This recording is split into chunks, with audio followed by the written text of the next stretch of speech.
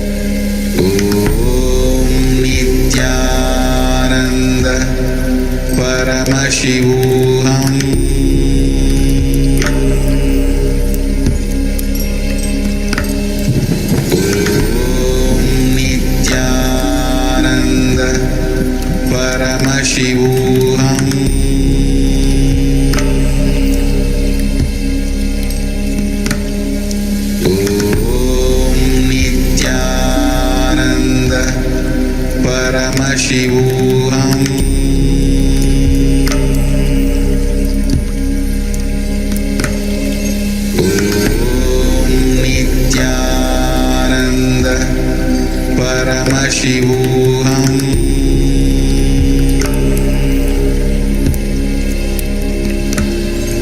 Om Nithyananda Paramashivoham.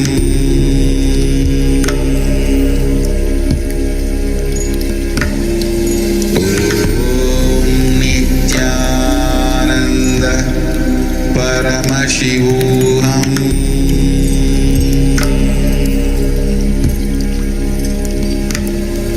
Om Nithyananda Paramashivoham.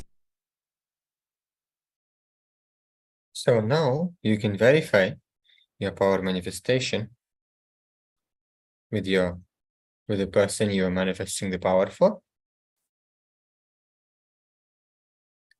And you can stop your video recording as well.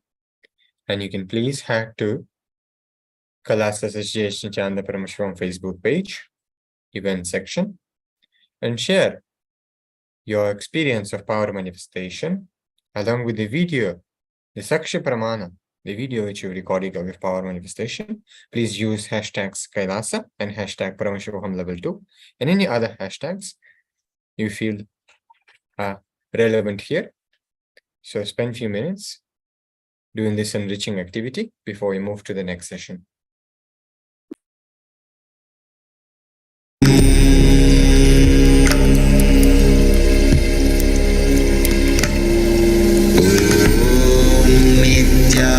Nithyananda Paramashivoham.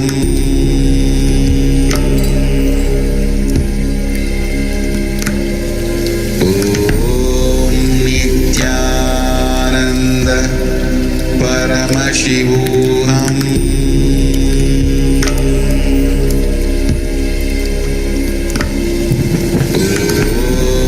Nithyananda Paramashivoham.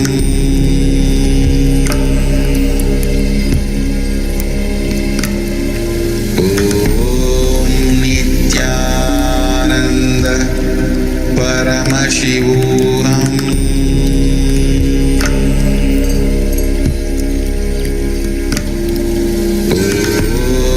Nithyananda Paramashivoham.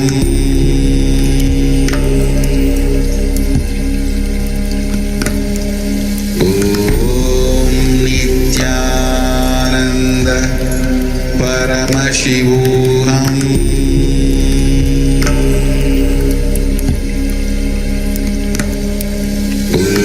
Om Nithyananda Paramashivoham. Om Nithyananda Paramashivoham.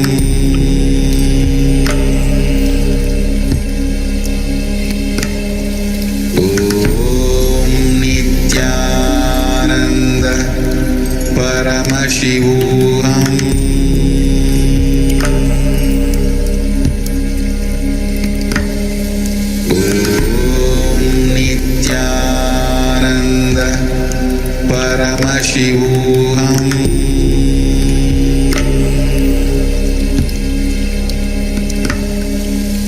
Om Nithyananda Paramashivoham.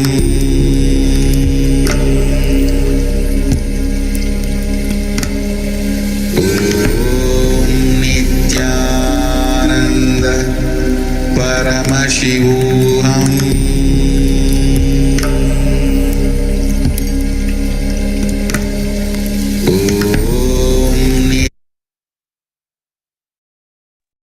Yes, so with this, we come to an end of this session.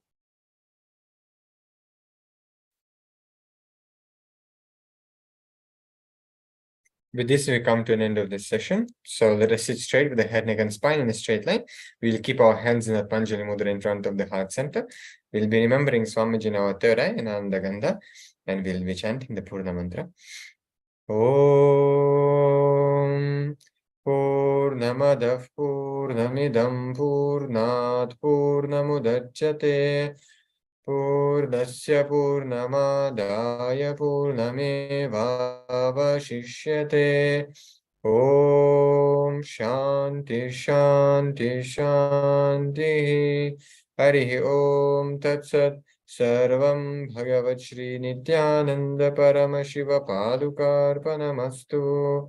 Om Nithyanandam.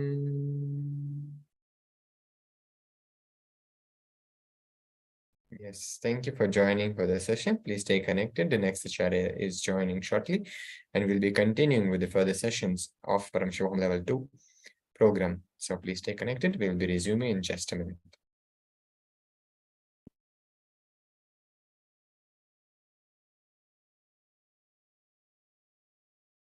Nithyananda Paramashivoham.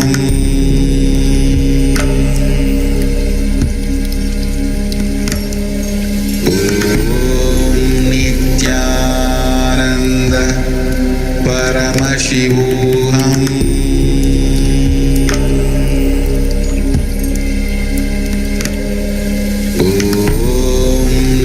Nithyananda Paramashivoham.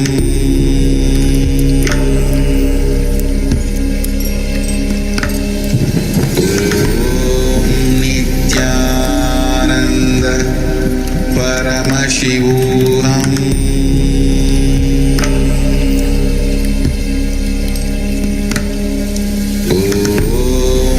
Nithyananda Paramashivoham.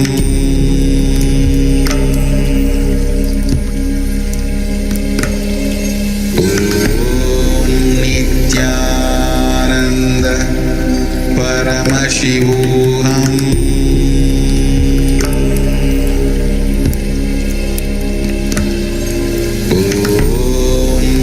Nithyananda Paramashivoham.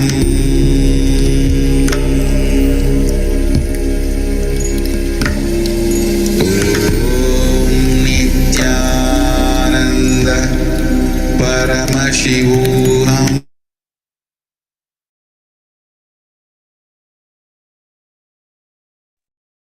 Yes, Nithyanandam. Let us open this session on Guru Dakshina with the Sadguru Vandanam. Sit straight with your head, neck, and spine in a straight line. Your hands in Anjali Mudra in front of the heart center. Close your eyes. Visualize Swamiji in your inner space. Nithyanandam Paramasugadam Kevalam Jnanamurtim Vandvatitam Gagana Sarvasham Tatpamasyadilaksham Ekam Nityam Vimalamachalam Sarvadhi Sakshi Bhutam Bhavatitam Trigunarahitam Sadgurum Tam Namami.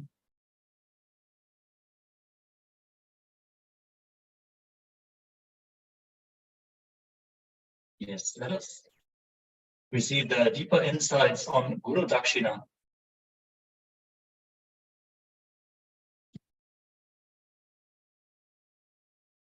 Security measures. KAILASA's NSA National Security Agency mandatory security measures.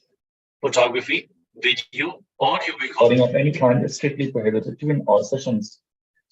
Please be on mute, be on camera throughout class. If you need to step out in an unavoidable situation, only please inform the division security officer. Exceptions are rare, and not following the above measures may lead to removal from the program. Please take notice of the important caution.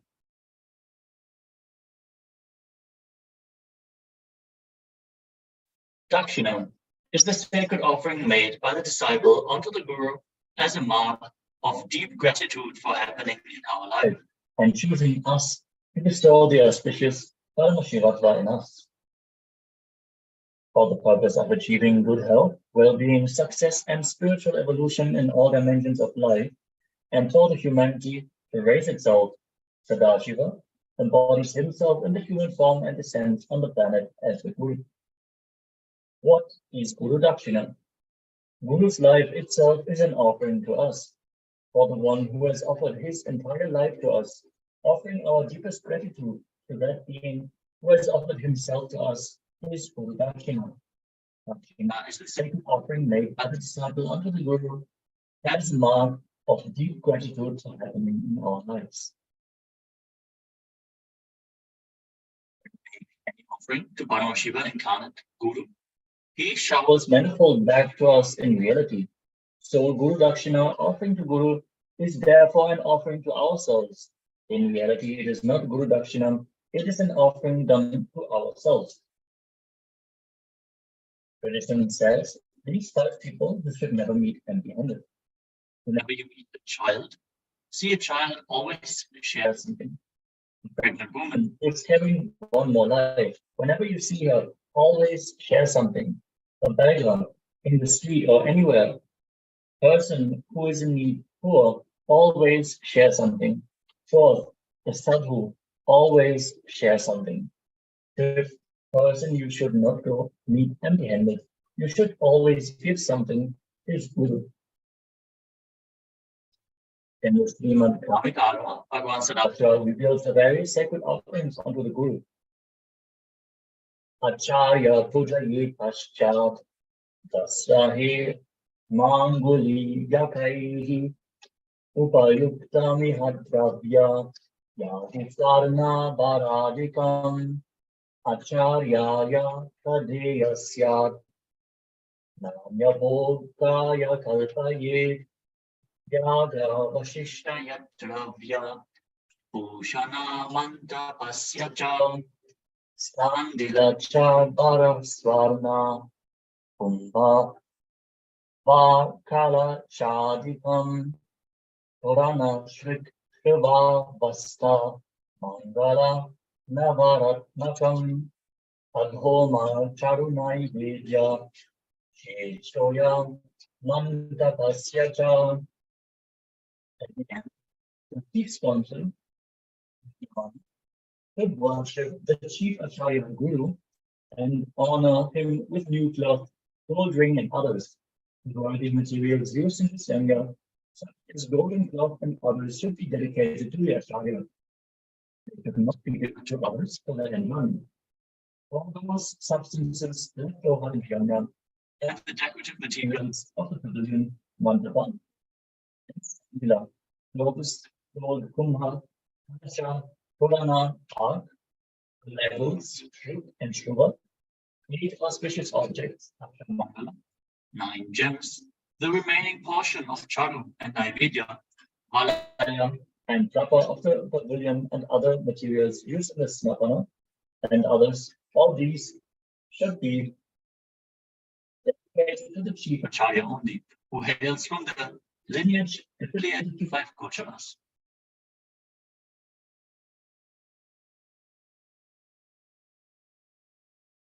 Ekalavya. In the great epic of Mahabharata, Ekalavya was a young boy who was practicing archery in the forest just by seeing Guru Dronacharya teach the Pandava and Kaurava princes. One day, while Ekalavya was practicing archery, he was disturbed by a dog barking, and thus he stopped the dog's barking by throwing 7 arrows in his mouth. The dog ran towards Pandava and Kaurava princes. Everyone was surprised as the arrows were arranged in the mouth such that it could not bark and did not cause any injury. Seeing this talent, Arjun, along with Dronacharya, went in search of the archer who demonstrated such a skill, and they reached to the Eklavya's ashram. Seeing the Guru, Eklavya fell at lotus feet of the Guru. Dronacharya inquired about the teacher who taught him the archery skills. Ekalavya pointed at the statue of Dronacharya he had carved from wood. Dronacharya blessed Ekalavya for his integrity towards the Guru. Ekalavya then asked Dronacharya what he wanted as a Guru Dakshina. Dronacharya, to test the devotion of Ekalavya, asked his right thumb as the Guru Dakshina, which was the most important for any archer. Ekalavya was without a moment of hesitation cut his right thumb and offered it as Guru Dakshina.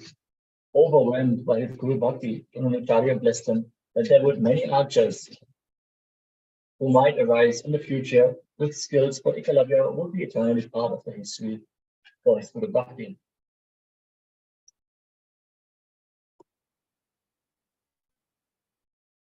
I expect this as Guru Dakshina.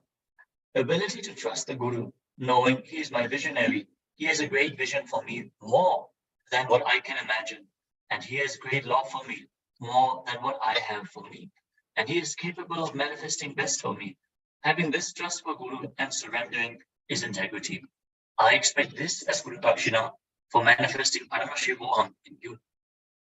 In the words of the Supreme Point of Hinduism, His Divine Holiness Nithyananda Paramashivam.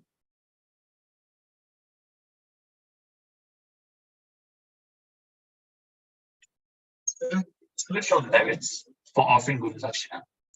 Experience all auspiciousness in all dimensions of life as the grace of Guru.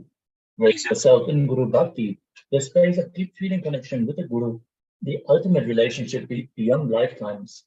Destroy karma and incompletions as the Guru accept your offerings. Be gifted with health, wealth, and well-being, and completion in all levels. Live on the great path of oneness with Paramashiva, Paramashivatva, and manifest his Shaktis.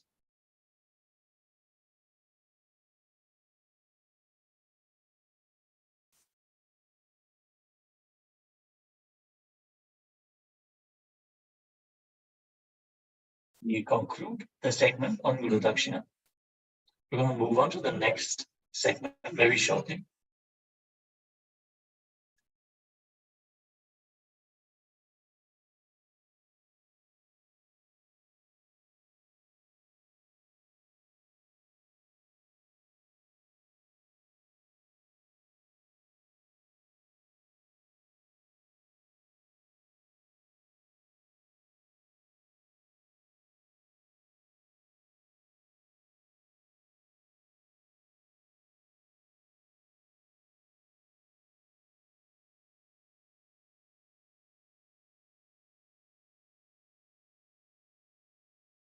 Yes, as the grand festival of Navaratri is going on,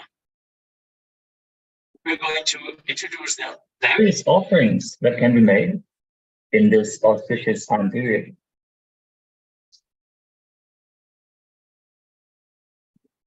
as your Guru Dakshina.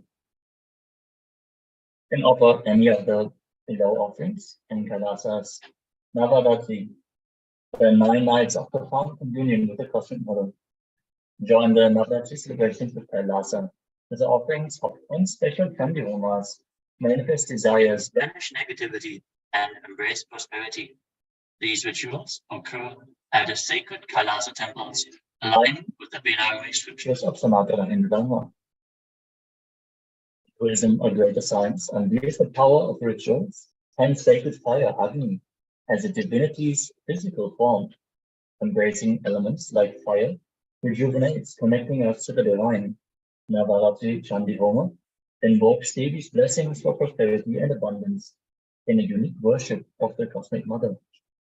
When this Homa is performed during Navaratri, participants are blessed with riches, grains, and children. From the Devi Mahatmya, chapter 12, verse 12-14. The Navaratri Chandi Homa invokes 700 oblations and the 700 powerful Devi Mahatmya mantras into the sacred fire, invoking Chandika Parameshwari. Devi undoubtedly removes troubles. Navaratri Chandi Chandi Homa with 700 oblations and powerful Devi Mahatmya mantras invokes Chandika Parameshwari, blessing participants with riches, grains, and children. The Sevas schedule of the Homas can be seen here. is the Shri Vidya Nava Varanam Puja, the Shodashi Navakshari Homa, the Navaratri Chandi Homa. Follow the projected link if you want to find out more.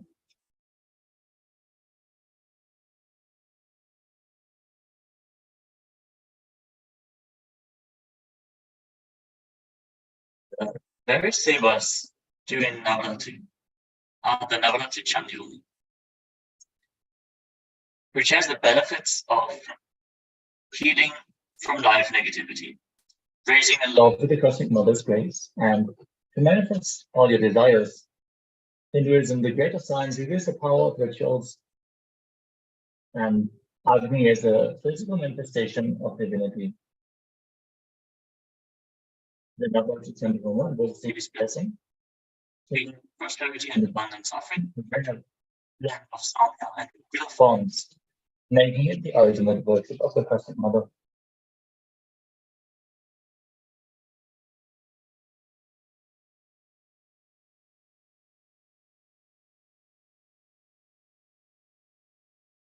We had some testimonials from people who performed the Homa.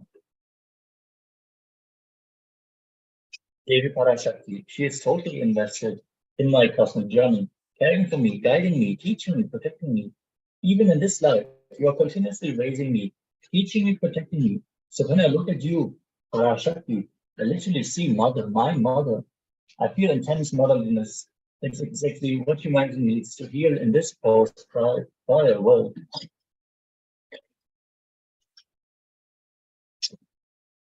There's indeed the mother worship as an essential part of Hinduism. Is experienced during the offerings in the Navratri time. Another sharing, I was very much devoted to Shiva. I had a chance to go to Madurai. This whole thing changed my life. Something kept triggering inside me whenever I saw Devi. Something happening without my knowledge. A love was getting poured inside me, and the Devi dimension started opening up. Almost every day I started going to Devi temple, enjoying the bliss inside, and I could see her very presence in the Devi. It's beautiful sharings. So take your chance for offering this Homa now during the auspicious 9 nights of Navratri. You can find all the offerings at events.kailasa.org. /Navaratri. So offer the Guru Dakshina in the form of the Chamli Homa during the Navaratri celebrations. As we get ready to enter the power manifestation station, we're going to continue very shortly.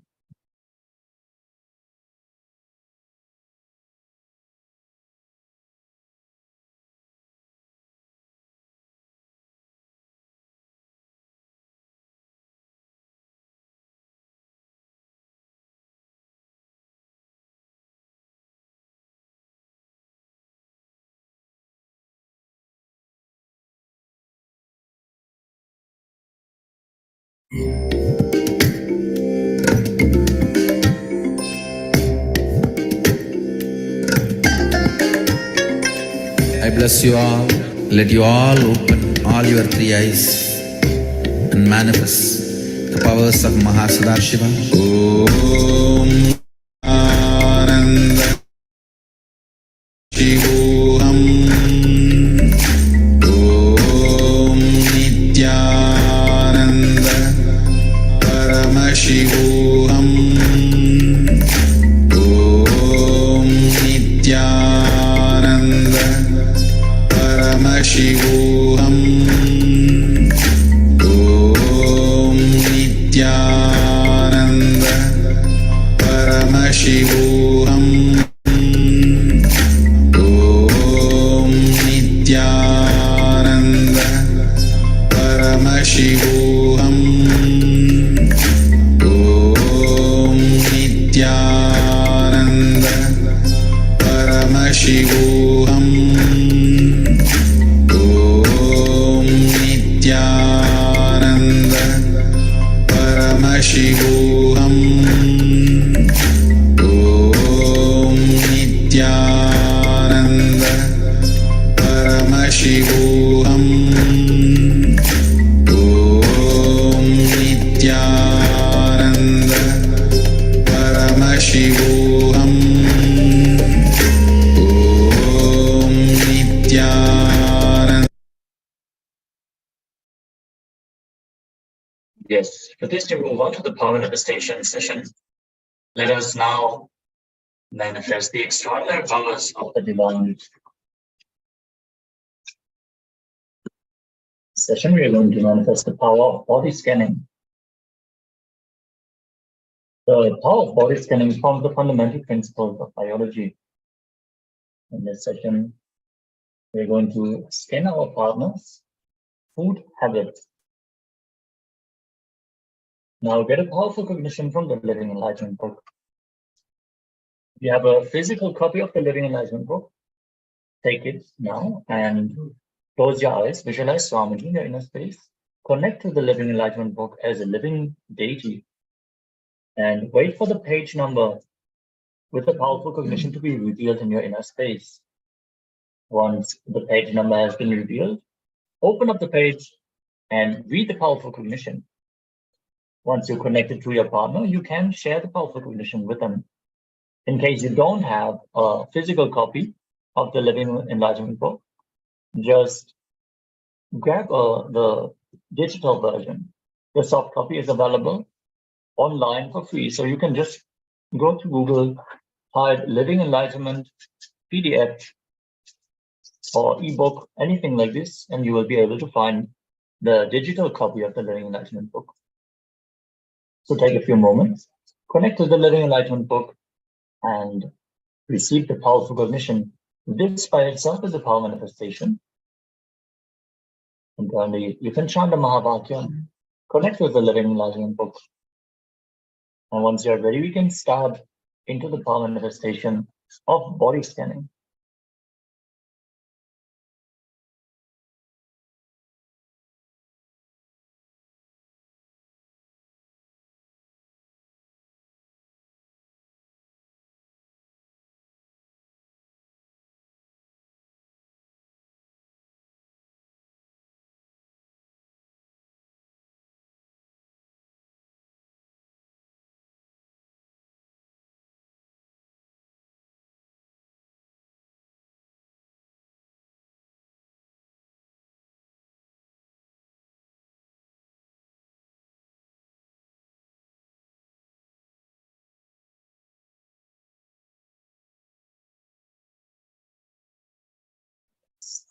All received our powerful cognition. Let us move on to the manifestation of the power of body scanning.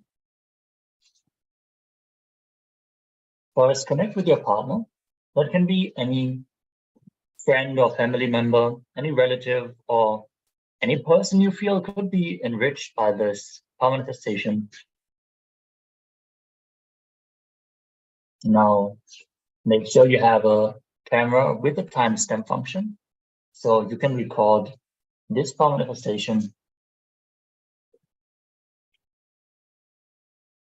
Yes. Pen down whatever is being revealed in your inner space during the power manifestation.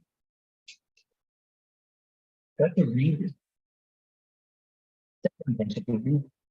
about the food habits of the volunteer, the partner with whom you are manifesting this power. Pen down what was revealed, so you can verify it once the reading is done. So don't share immediately. Pen down whatever is being revealed in your inner space. And once we reach the step of sharing, then you share with your partner what was revealed. You can both scan each other in this manifestation and then cross-verify whatever has been revealed. Let us now move on to the manifestation. Take some 5 minutes for this power manifestation. Visualize Swamiji in your inner space. Connect to him in your Ananda Kanda. Sit as Paramashivoham with 25 hearts, 50 arms, and 75 eyes. Chant the Mahavakya intensely.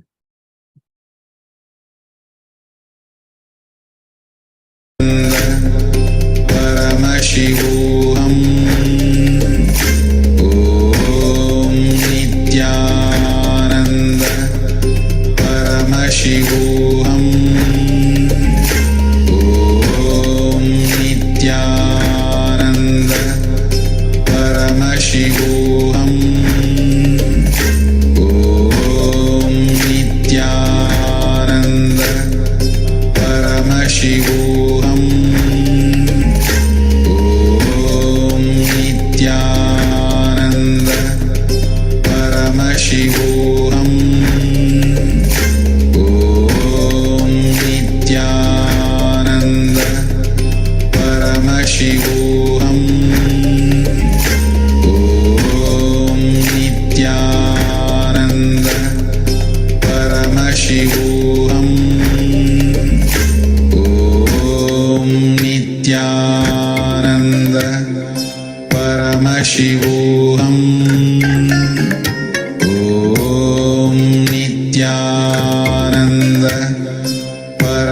Paramashivoham. Om Nithyananda Paramashivoham. Om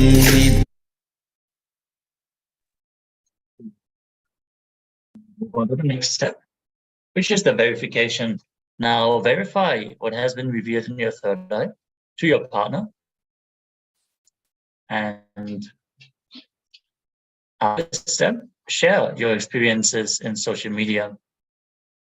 Move to the KAILASA's His Divine Holiness Nithyananda Paramashivam Facebook page at Paramahamsa Nithyananda and share your experiences.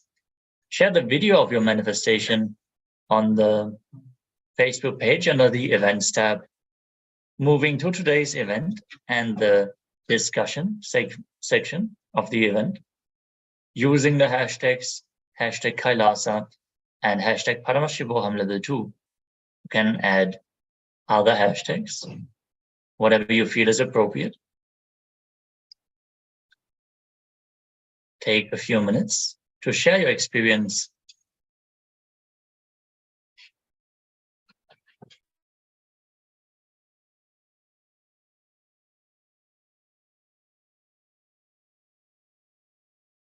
Nithyananda Paramashivoham.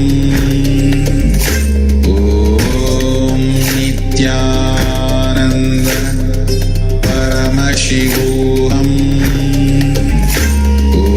Om Nithyananda Paramashivoham. Om Nithyananda Paramashivoham.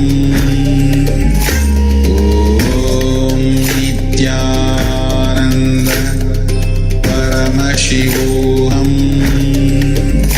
Om Nithyananda Paramashivoham. Om Nithyananda With this, let us come to this Paramashivoham. power manifestation. Stretch your head against spine and straight line. Keep your hands in Paramashivoham.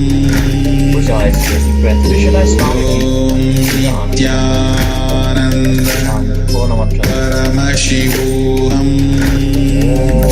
Om Nithyananda Paramashivoham. Om Nithyananda Paramashivoham.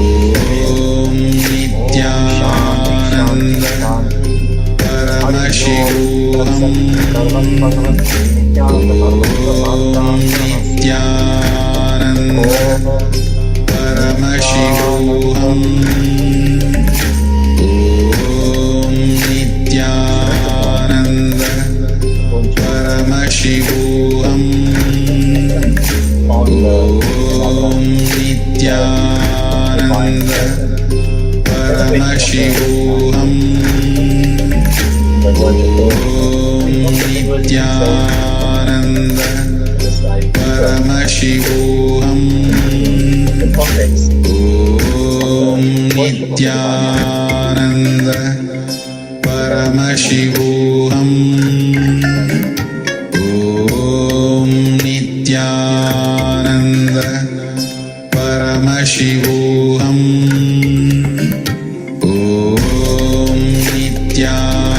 Om Nithyananda Paramashivoham.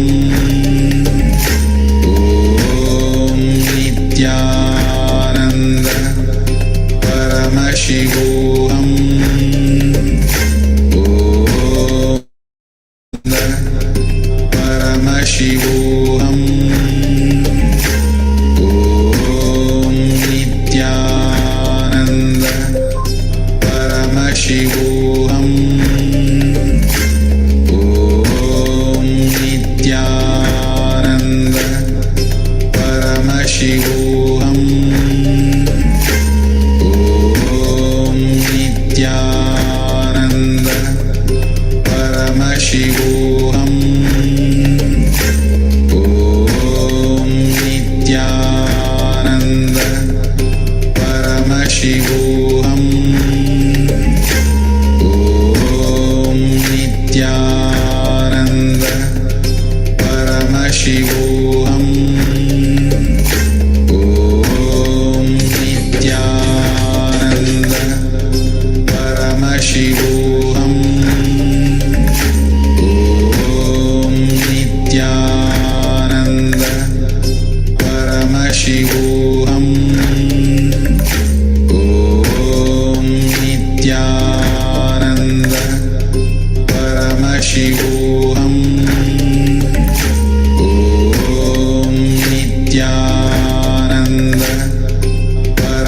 Paramashivoham.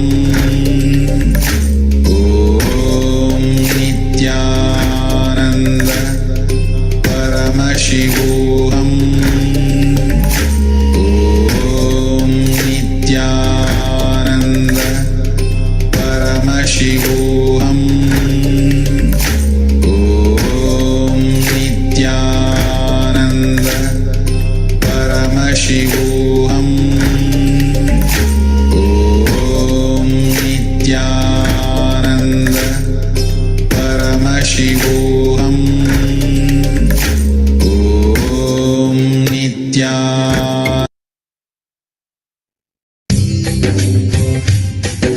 स्वभावचिन्मयानन्दं कृपापूर्णं जगत्पतिं हरिषड्वर्गजेतारं नित्यानन्दगुरुं भजे।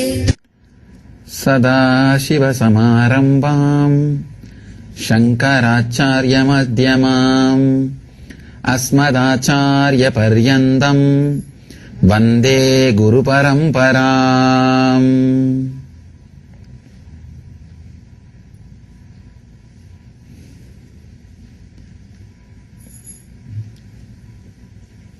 I welcome you all with my love and respects.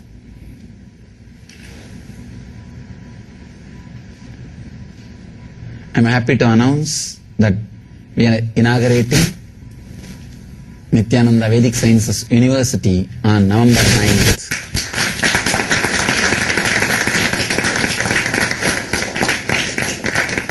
In Montclair, we got a property where we will have our university and temple and all our spiritual services. The university will stand for Vedic tradition and it will do further research and development and spread all the Vedic sciences to the world.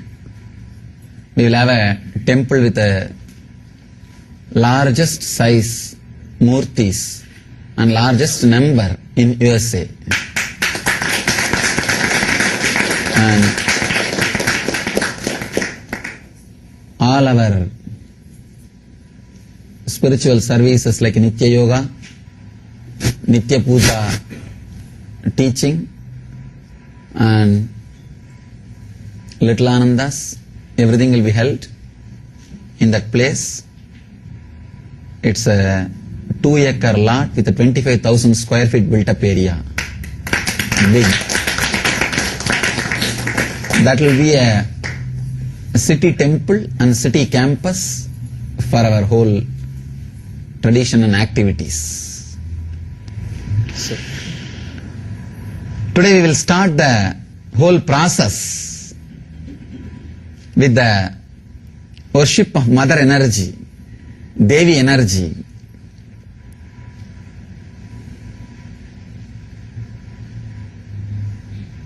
On November 9th, Deepavali day, we are going to have the inauguration. So now, I can say today is the beginning of the new energy for the whole new work.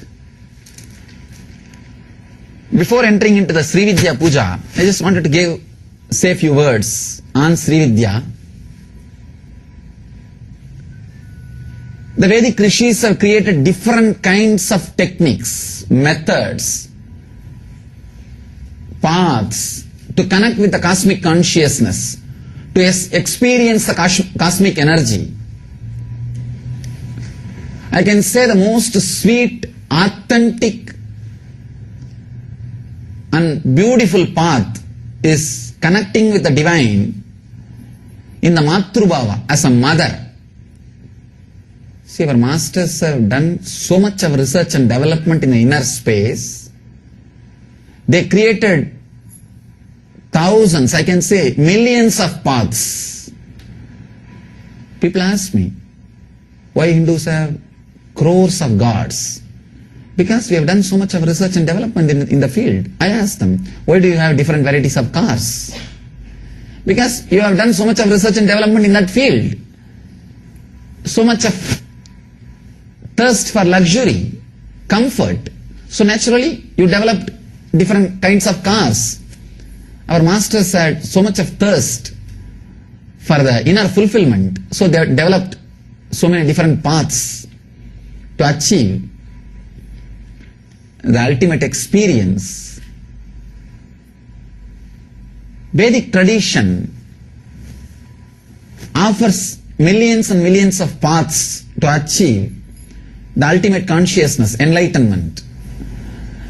The path of relating with the existence in the form of mother is such a sweet, divine path. I can say this is the most easiest path. And straight away you can start connecting. Everybody, even if you have not lived with your mother, you will carry the feeling, that beautiful memory or the idea of mother-son relationship. Even if you never lived with your mother, you would have had enough of ideas from others how a mother-son relationship will be. The inner space can easily connect with the divine if you connect with the divine in the form of mother and son relationship. It's very easy to relate with the divine in the form of mother. We call it in Sanskrit Matrubhava. We call it Matrubhava.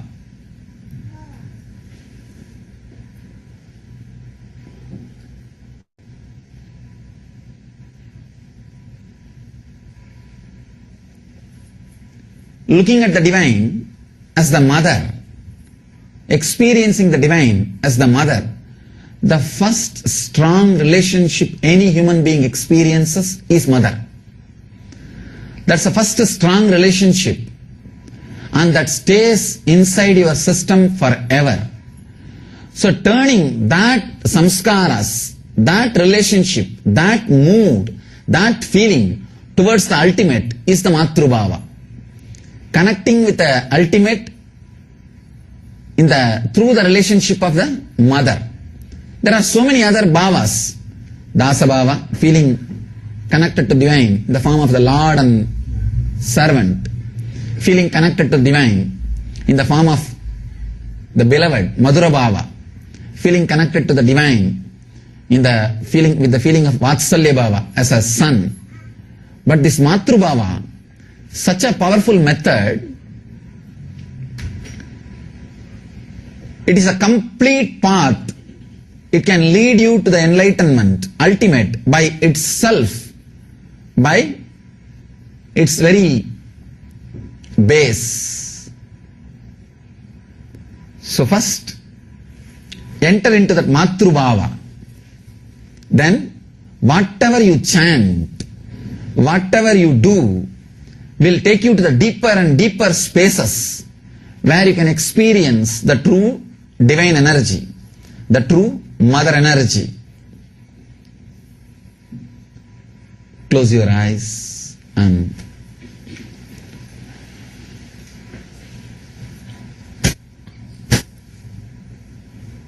inhale and exhale as deeply as possible, as slowly as possible. Feel your Manipuraga chakra, navel center. Remember your physical mother who gave you this body.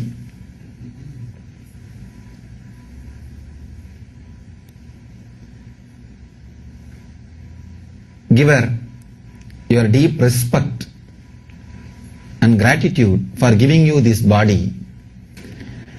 Whether ideologically you feel connected to her or not is not important. Feel grateful and give your respect just because she gave you this body.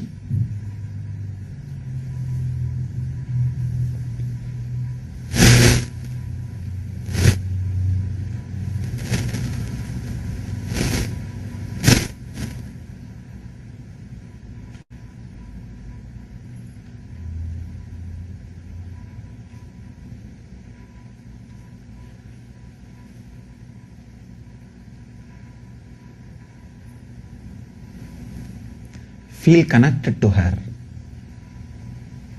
She is the gate through which you will start feeling the mother of the universe. First feel connected to your mother who gave you your body, the body in which you are residing.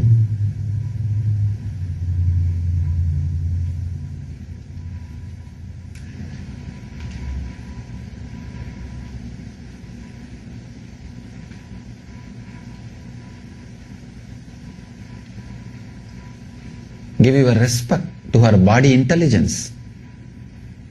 Just because of the intelligence of her body, your body came into existence. So thank her. Thank her body intelligence, which gave you beautiful body in such good shape.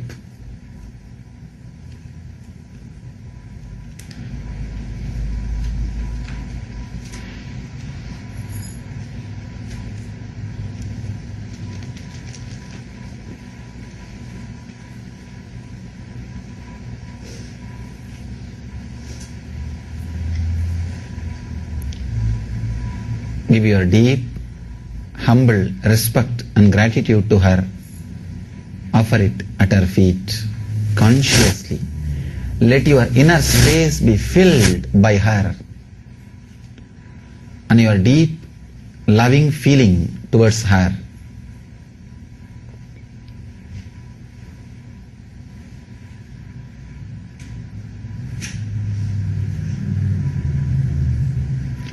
She is the gate through which you will experience the Cosmic Mother.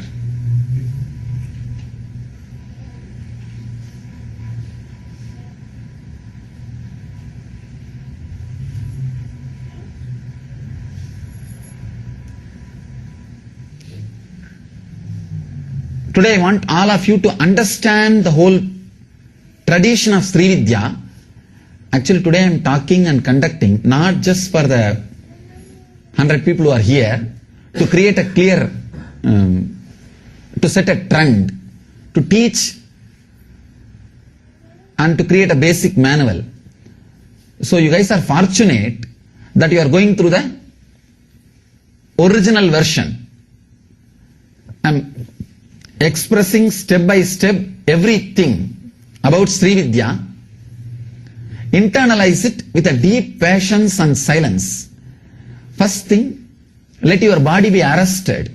Means, not even the small movements. Do not allow. Just first arrest your body. That will completely settle down your system. First sit very comfortably and see that you have your space. Means nobody is touching you, hitting you.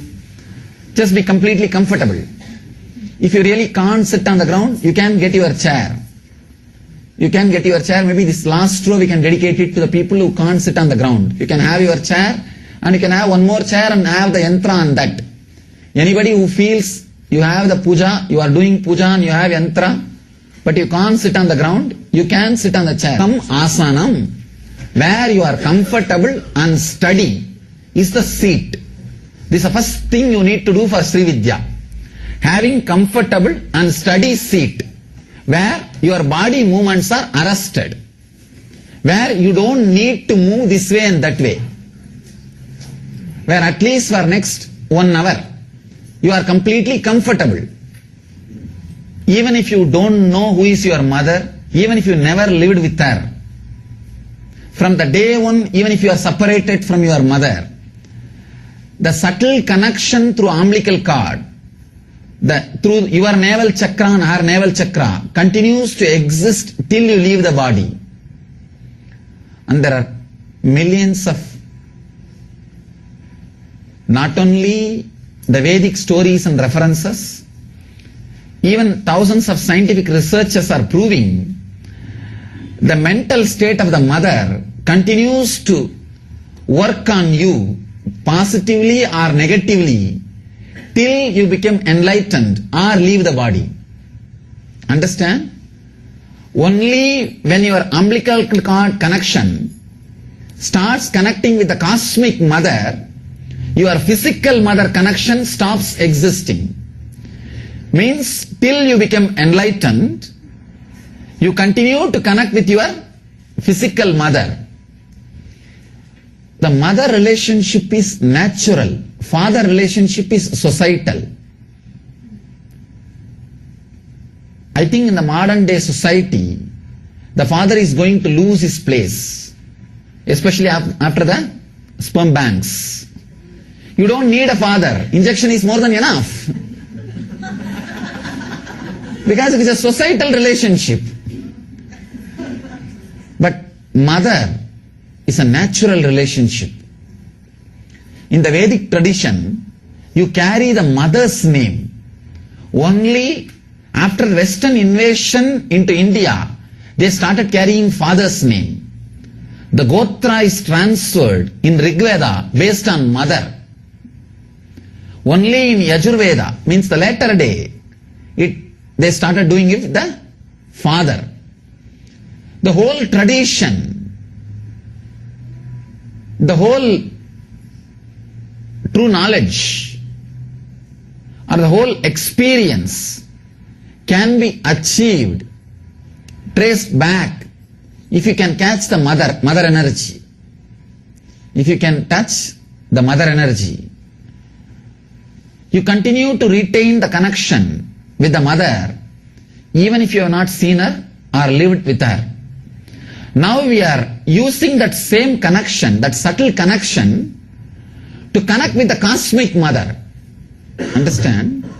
You have 3 levels of mothers. 1, the physical mother who gave you the body.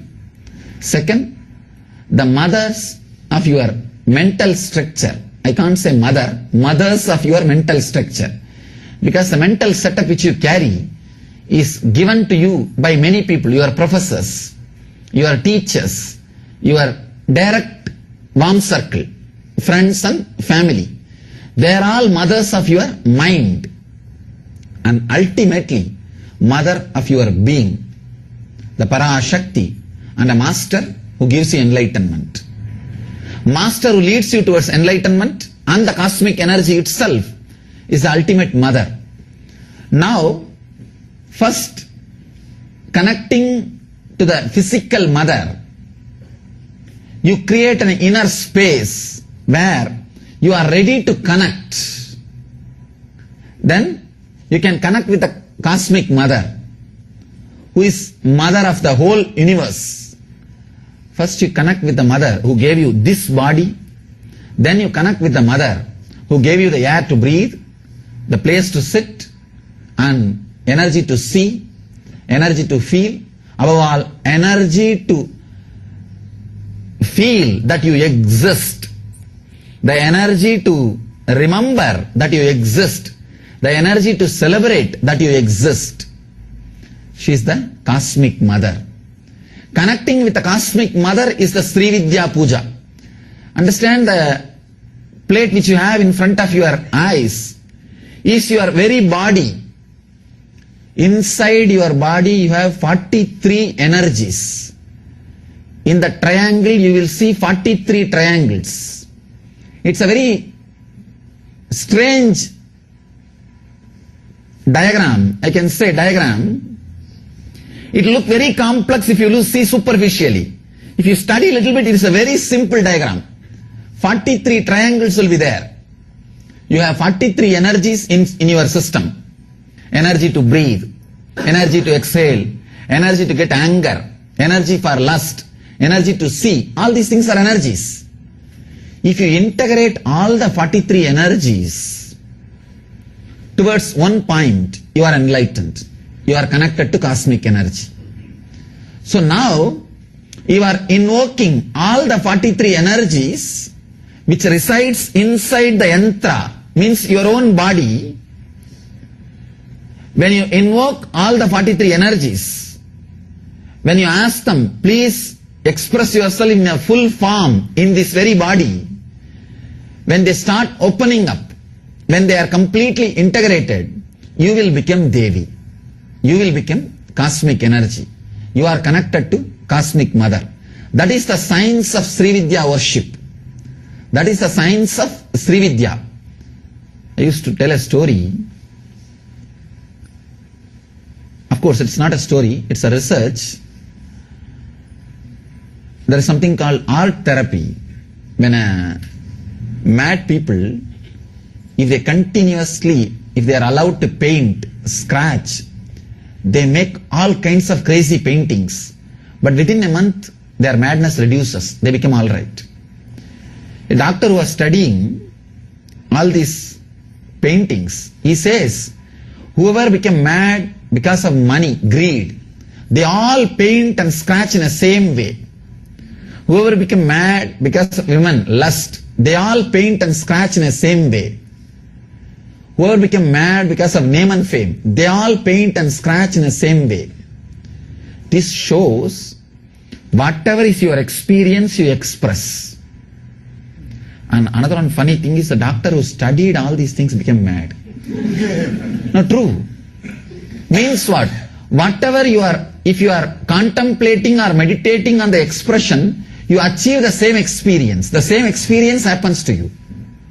Two things. Whatever is experience is expressed in the form of art. If you intensely concentrate on the expression, you experience the same thing which the person experiences when he expresses. These two you need to understand. Now, the diagram which you have in front of you, the artwork, is the expression of enlightenment. If you meditate, concentrate, contemplate on it, you will achieve the same inner space.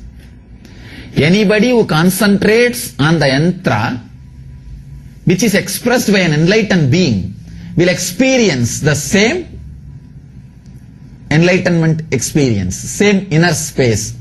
So throughout the puja, take care, your eyes do not move this way or that way. Keep your kumkum in a very restful way. Let your hands be in a completely restful way, where you don't need to move your eyes this side and that side, where you don't need to move your body this side and that side. Let your eyes be completely fixed on that yantra. Just completely in a very relaxed way. You don't have to concentrate. You don't have to irritate yourself. You don't have to frighten yourself. In a very relaxed way, very loving, very caring way. How you look at a rose, how you look at a child. Same way, look at that yantra in a very relaxed, very deep, very loving way. Your very mother energy, the energy out of which you came to exist, energy out of which you happened, is there. So the yantra represents all the 43 energy which is inside your system. The yantra is actually representing cosmic counterpart of your energies. You have different energies in your system. The planets can be called as cosmic counterparts of you. Different planets, different energies which are in the cosmos, though which is your counterpart, is represented by the yantra. It is an expression of an enlightenment. So when you meditate on it, you will have that same inner space. You will achieve the same inner space of enlightenment. So look at the yantra in a very loving, caring, deep, respectful way, with a gratitude, how you will look at your mother when you have a real understanding about her. How you will look at your child when you have innocent love towards the child. In that respectful, loving, gratitude way, look at the yantra, and we will now invoke the energies, all the 43 energies. Some of you may not understand Sanskrit. You don't have to worry. I am going to explain every step in English. So you do not have to bother about understanding the Sanskrit word. If you just capture the idea which I am telling in English, that's more than enough. I will guide you step by step through the puja. I will guide you step by step into the puja. Remember to completely relaxed, and remember completely to be involved with the yantra. Be in a complete restful awareness. Do not choose, do not be violent that you have to concentrate. If you miss, you will miss something. Then you will be constantly disturbing yourself. In a very relaxed way, Concentrate in a very relaxed way, very loving way, so that your inner space travels with me. Your inner space experiences me. Your inner space goes through the whole guiding process.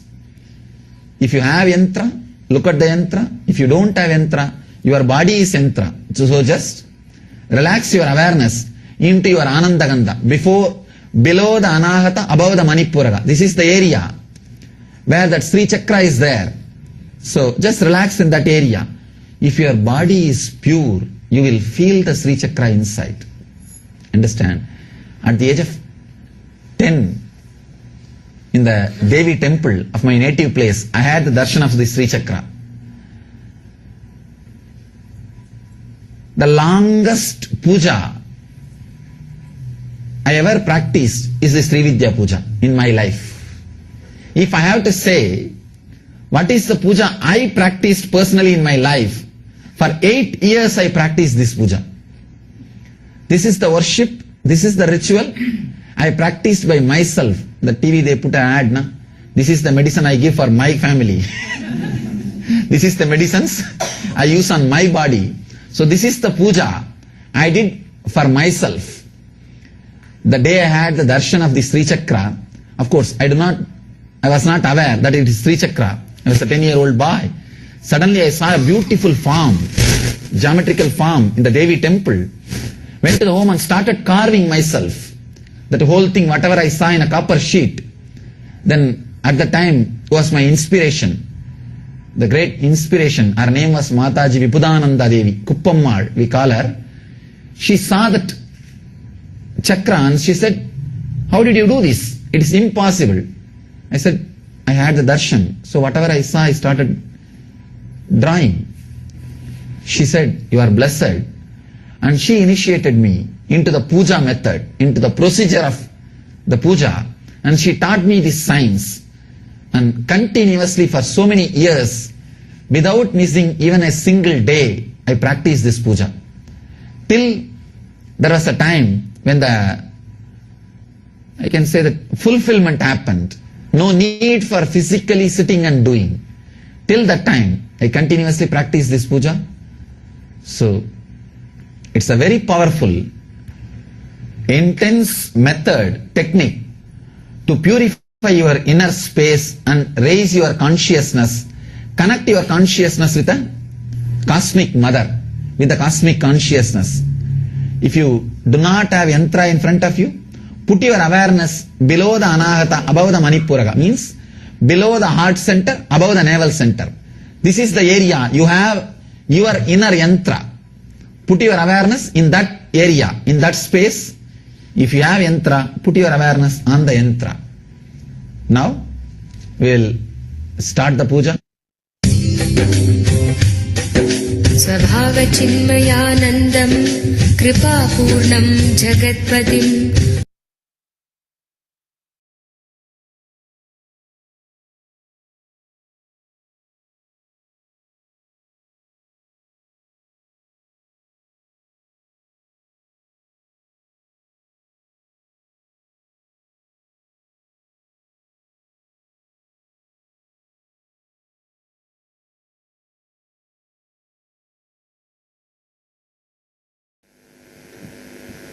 सदाशिवसमारम्भां शङ्कराचार्यमध्यमाम् अस्मदाचार्यपर्यन्तां वन्दे गुरुपरम्पराम्. I welcome you all with my love and respects. I welcome all the devotees, disciples, samajis, satsangis from around the world who are sitting with us at this moment in 712 places through NTV, 15 places in two-way connection, having Nayana Diksha in 206 cities in 27 countries.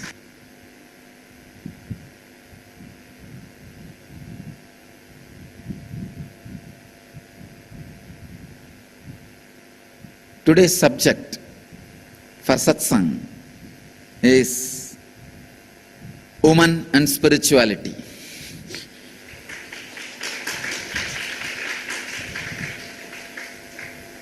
women and spirituality. All the cities which are sitting in front of me now, having Nayana Diksha, two-way connection. Los Angeles, San Jose, Seattle, Columbus, Phoenix, Pullman, Calgary, Toronto, Canada, Vancouver, Anna Nagar Center, Taramangalam, Guadalupe, London, New Zealand, Paris, Singapore. Totally 16 cities from around the world are sitting with me. New Zealand and Redondo Beach. These are the centers which are sitting with us, having two-way connection. Live, two-way connection. My blessings to all of you. Before entering into the subject, I wanted to remind all of you to sit in Batmasana and Samana Mudra.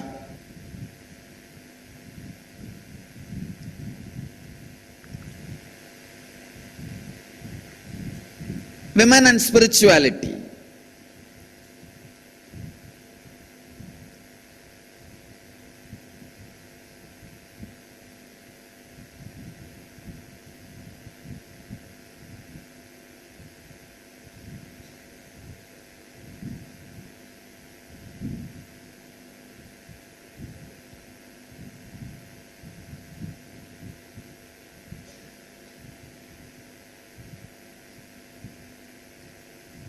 By the nature of the muscle memory, women are hardwired for the major three qualities which can lead them to enlightenment quickly, which is a basic necessity for enlightenment: receptivity, passivity, and the ability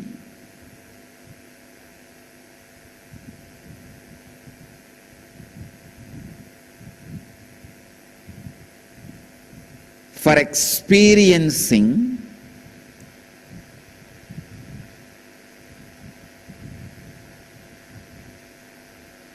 the feeling connection beyond logic. Please understand. Receptivity, passivity, ability to feel connected, feeling connection beyond logic. This three is part of the very biomemory of female body. Women, biomemory of women.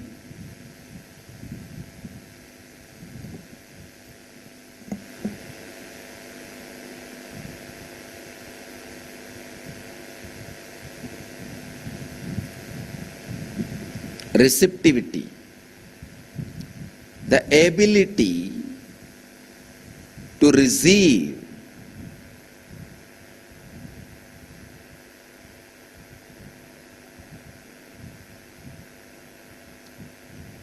the biomemory of the woman's body is not aggressive.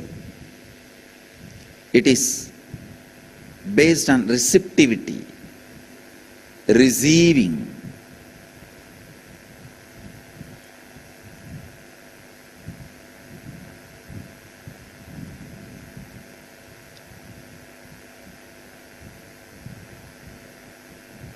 It is not based on violence. It is based on passivity.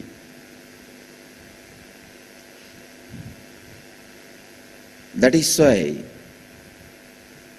sannyas or brahmacharya is lot more easy for the beings in women body than in masculine body.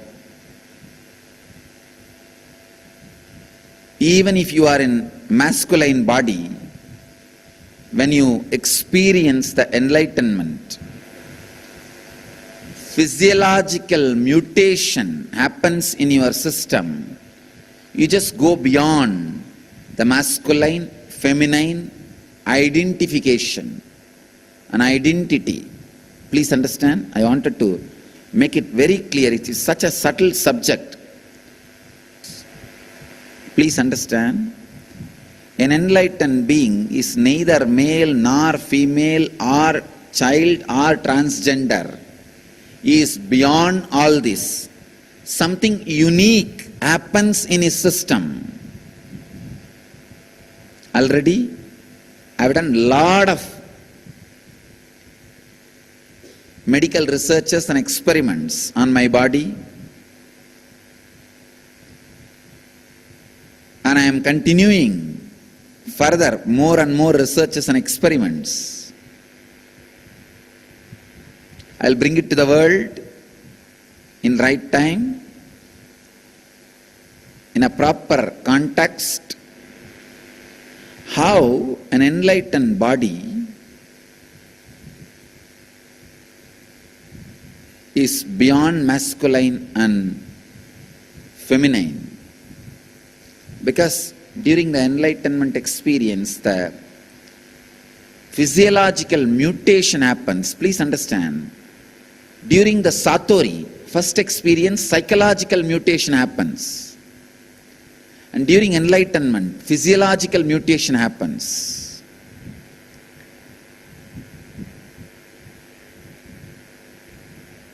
Because in masculine body, feminine consciousness gets awakened. It gets awakened so strongly, the physiological mutation happens. Side effects and after effects of the physiological mutation, only I have studied. For last many years I have studied successfully. Now also I am continuing to study. I will present to the world when time comes. I wanted to insist this one important thing. By nature, feminine biomemory, women's muscle memory is for receptivity, passivity, and feeling connection beyond logic.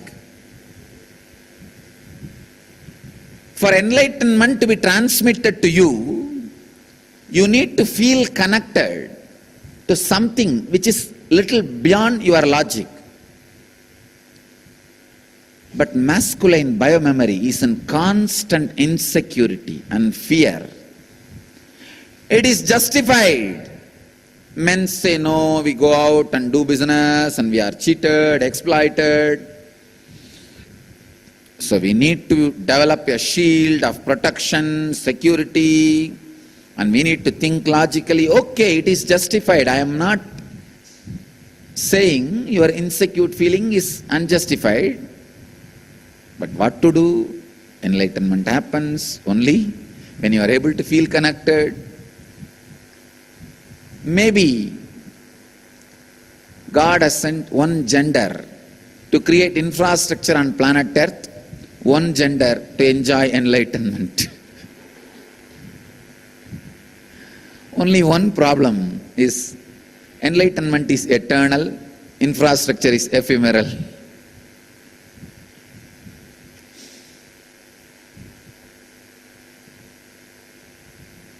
But I tell you, God did not send any one gender only for any one purpose. Women can create infrastructures, men can radiate enlightenment. Women have proved they can create infrastructure equivalent to men, but men have not proved they can be enlightened or experience feeling connection equivalent to women. Still, men need to do their homework. Even in our Sangha, I can see people who are experiencing Kundalini awakening. It is not that I bless only that side. I bless both sides. By nature, Their system is built for receptivity, passivity, and feeling connection beyond logic. Men also carry that quality when they were kids, but the interest they have to get conditioned by society automatically reduces them to an ordinary. Please understand, ordinary.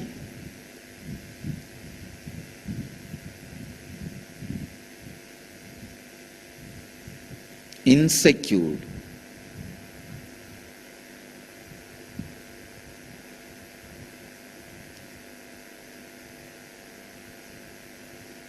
Confined to logic. Women by nature have the extraordinary capability to feel connected beyond logic. Men should evolve in that direction, should create those higher qualities to achieve and experience and express enlightenment.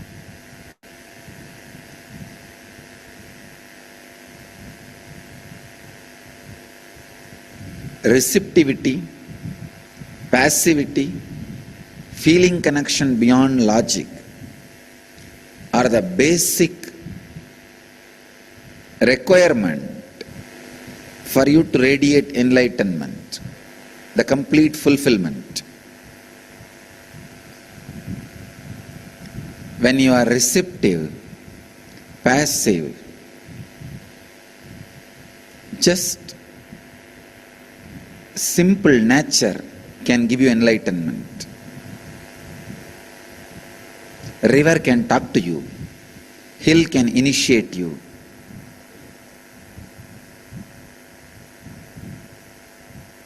Ocean can fill you.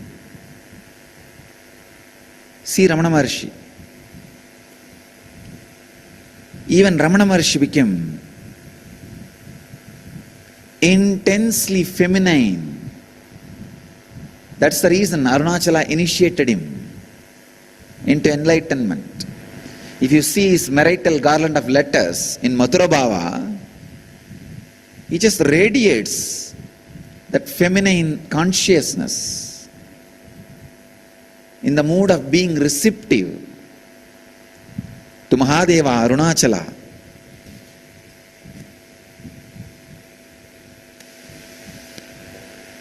Almost all the great masters who experienced the highest consciousness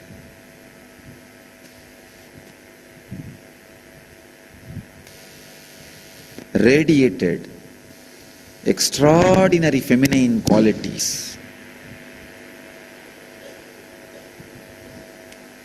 Yan Kriya is a powerful technique to awaken your Kundalini and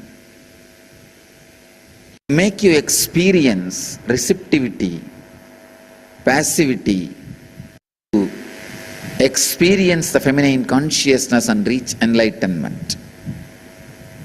Jainism says even women have to take birth as men to achieve enlightenment. I am saying even men have to get into the feminine consciousness to achieve enlightenment. Men may not need to take women body, but they have to get into feminine consciousness to achieve enlightenment.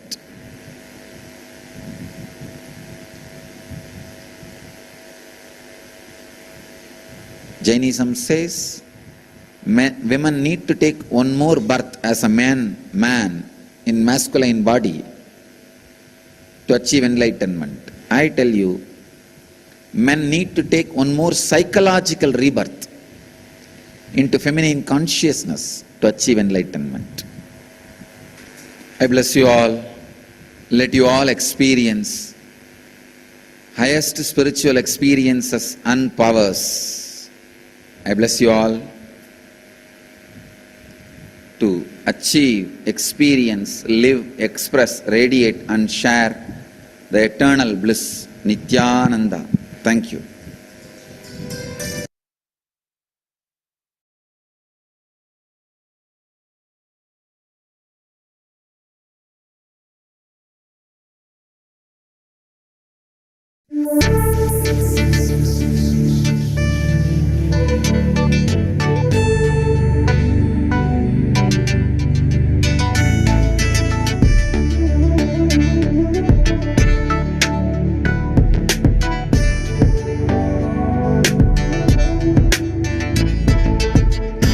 Putting all my trust in you, 'cause you know it's best for me to lead a blissful life, a life with no more strife.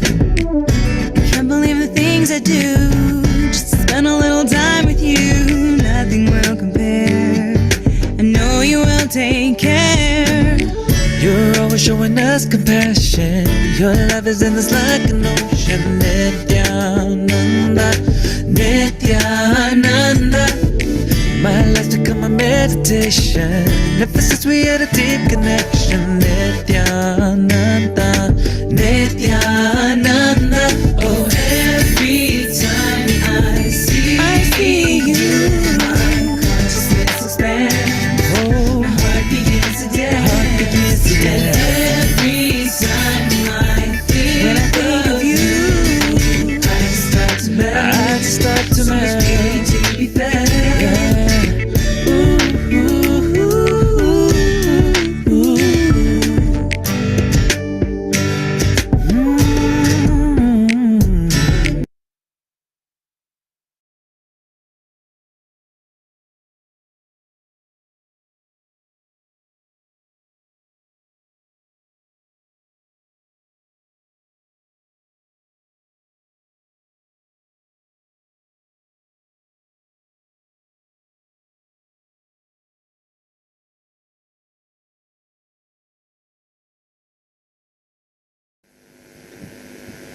Sadashivasamarambam Shankaracharyamadyamam Asmadacharyaparyantam Vande Guru Paramparam. I welcome you all with my love and respects.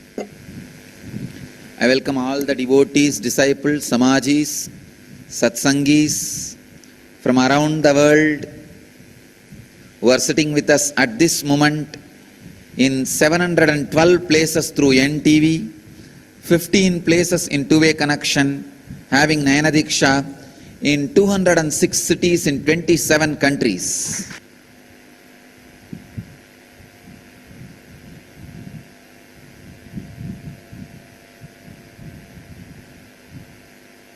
Today's subject for satsang is woman and spirituality.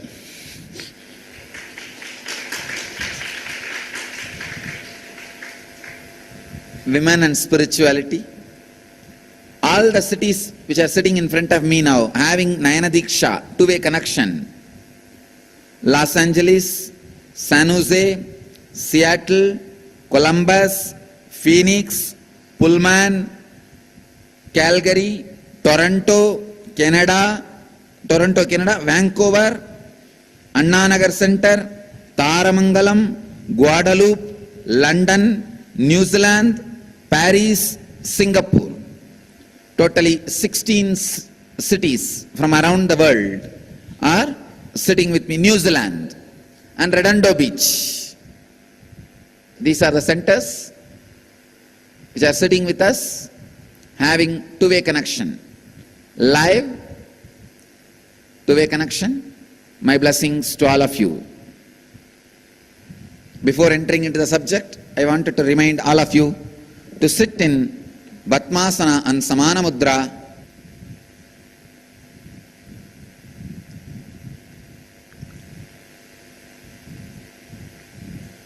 women and spirituality.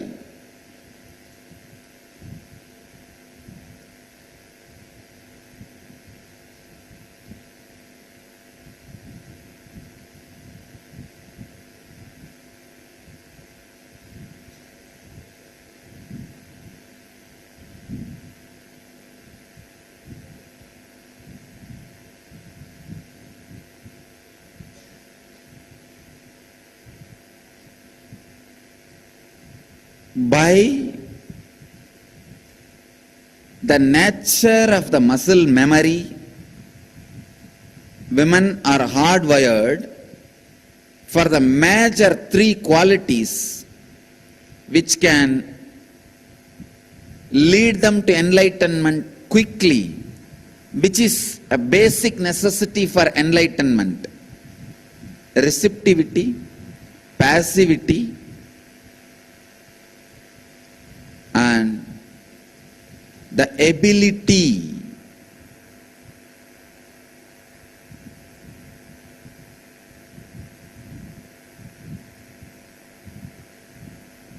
for experiencing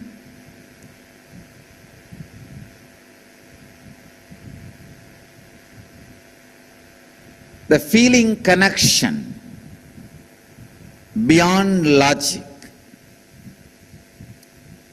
Please understand.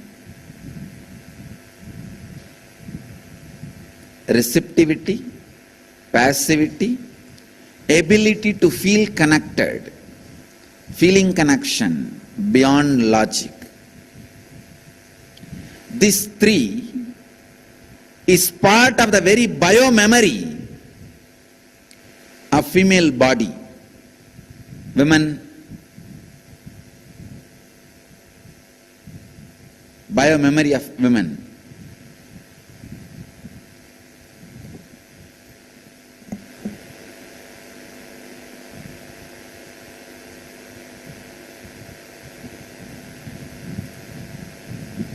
Receptivity,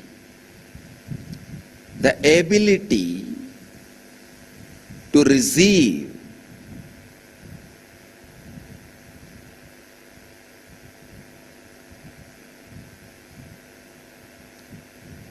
the biomemory of the woman's body is not aggressive. It is based on receptivity, receiving.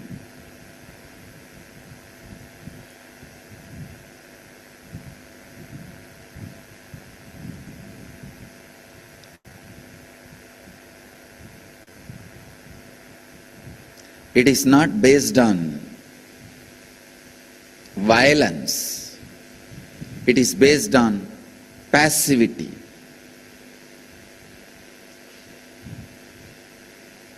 That is why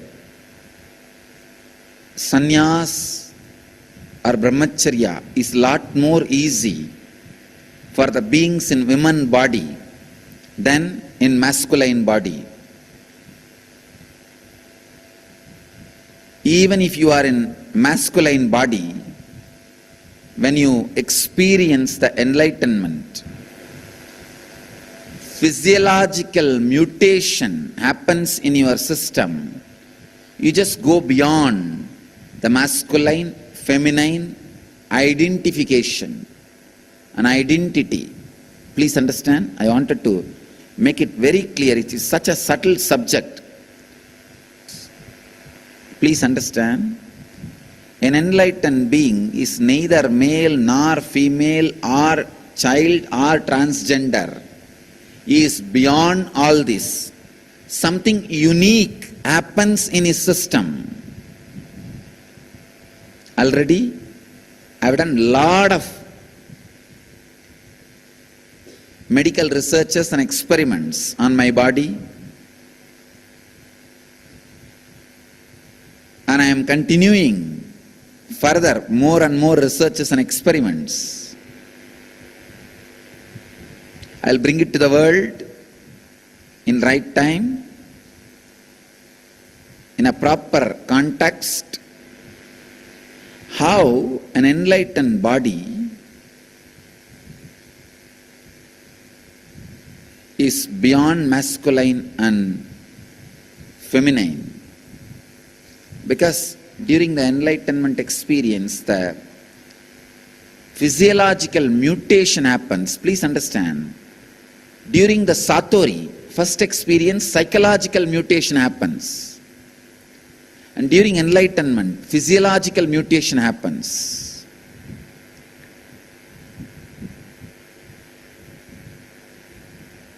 Because in masculine body, feminine consciousness gets awakened. It gets awakened so strongly, the physiological mutation happens. Side effects and after effects of the physiological mutation. Only I have studied, for last many years I have studied successfully. Now also I am continuing to study. I will present to the world when time comes. I wanted to insist this one important thing. By nature, feminine biomemory, women's muscle memory is for receptivity, passivity, and feeling connection beyond logic. For enlightenment to be transmitted to you, you need to feel connected to something which is little beyond your logic. But masculine biomemory is in constant insecurity and fear. It is justified. Men say, no, we go out and do business and we are cheated, exploited.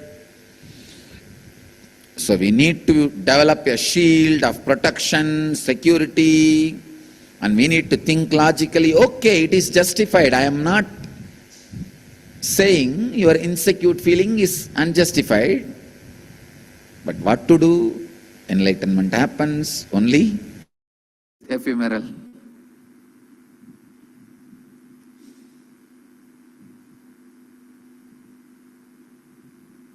But I tell you, God did not send any one gender only for any one purpose.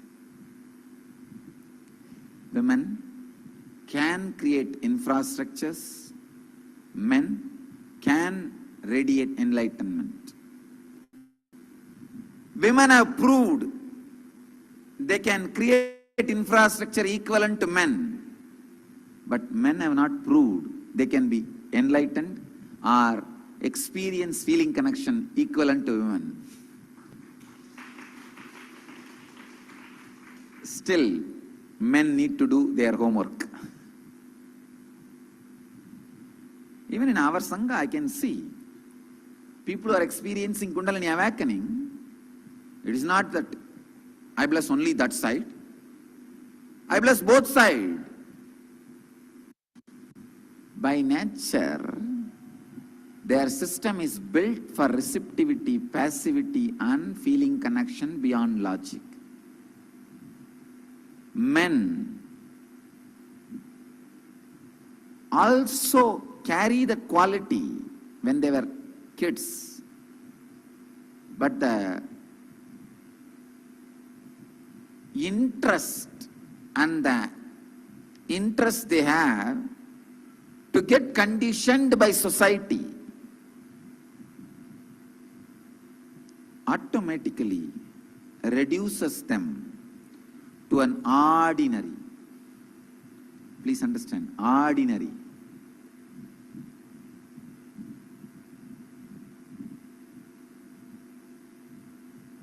Insecure.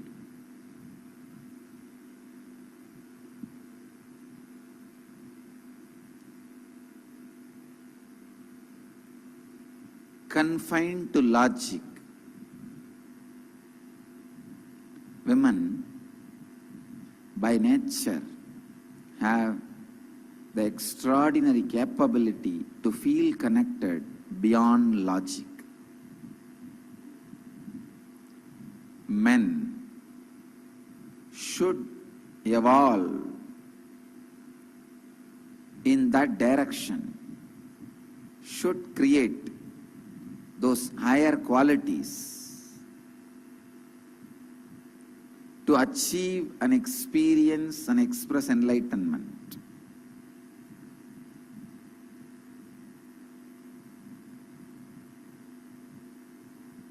Receptivity, passivity, feeling connection beyond logic are the basic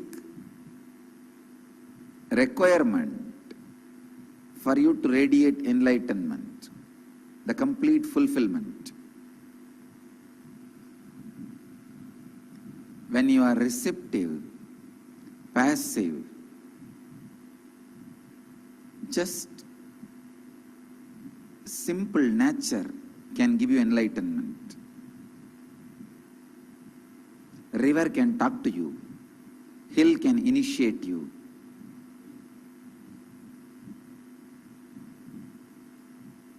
ocean can fill you. See Ramana Maharshi. Even Ramana Maharshi became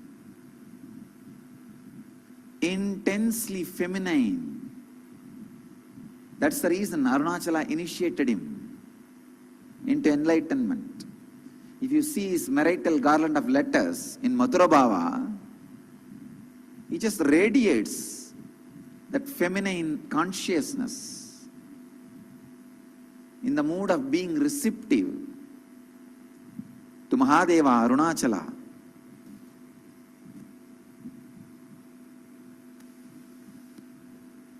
Almost all the great masters who experienced the highest consciousness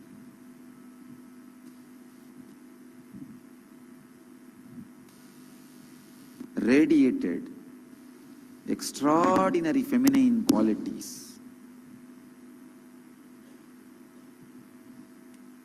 Yan Kriya is a powerful technique to awaken your Kundalini and make you experience receptivity, passivity, to experience the feminine consciousness and reach enlightenment. Jainism says even women have to take birth as men to achieve enlightenment. I am saying even men have to get into the feminine consciousness to achieve enlightenment. Men may not need to take women's body, but they have to get into feminine consciousness to achieve enlightenment.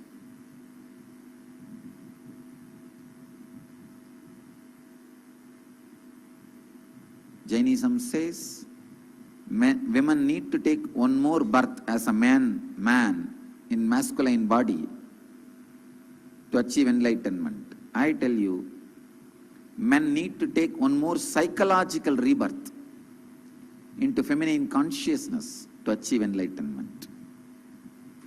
I bless you all.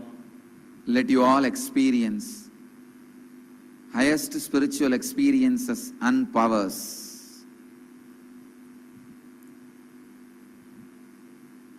Already many disciples, devotees have received Vibhuti and Kumkum in their hands.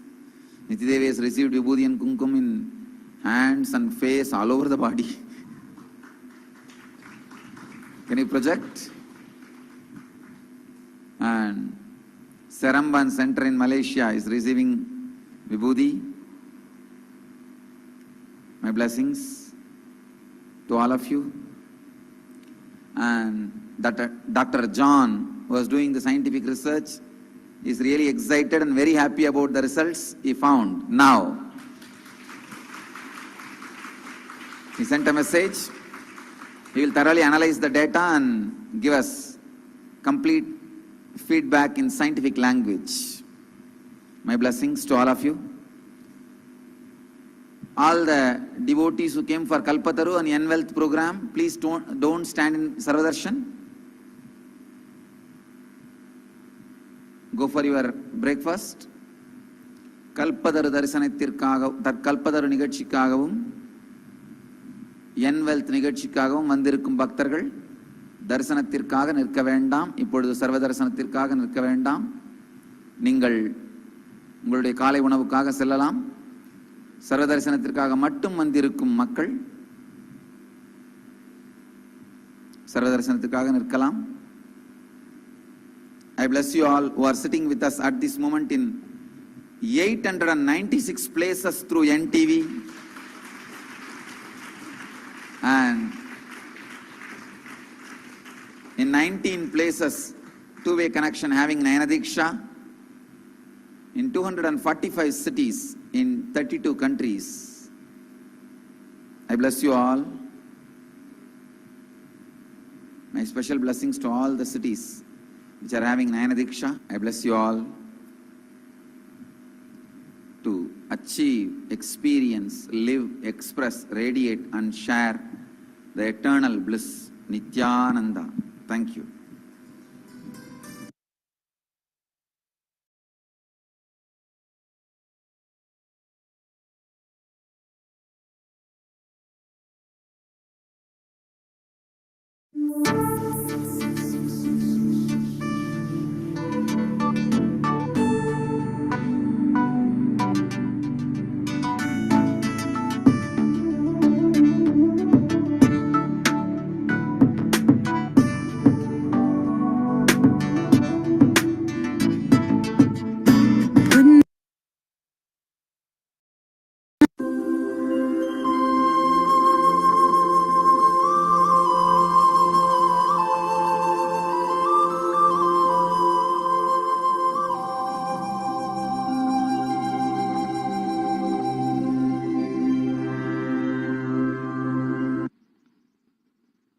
If you awaken the third eye, you don't have to go through. If you work on the third eye, you don't have to go through the regular, usual, logical system of thinking to come to a conclusion.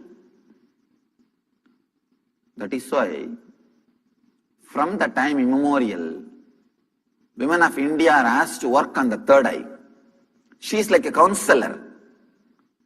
She is like a counselor. Always the husbands, they come back in the evening and put all the business problems in front of her. Get her ideas and opinion and counseling.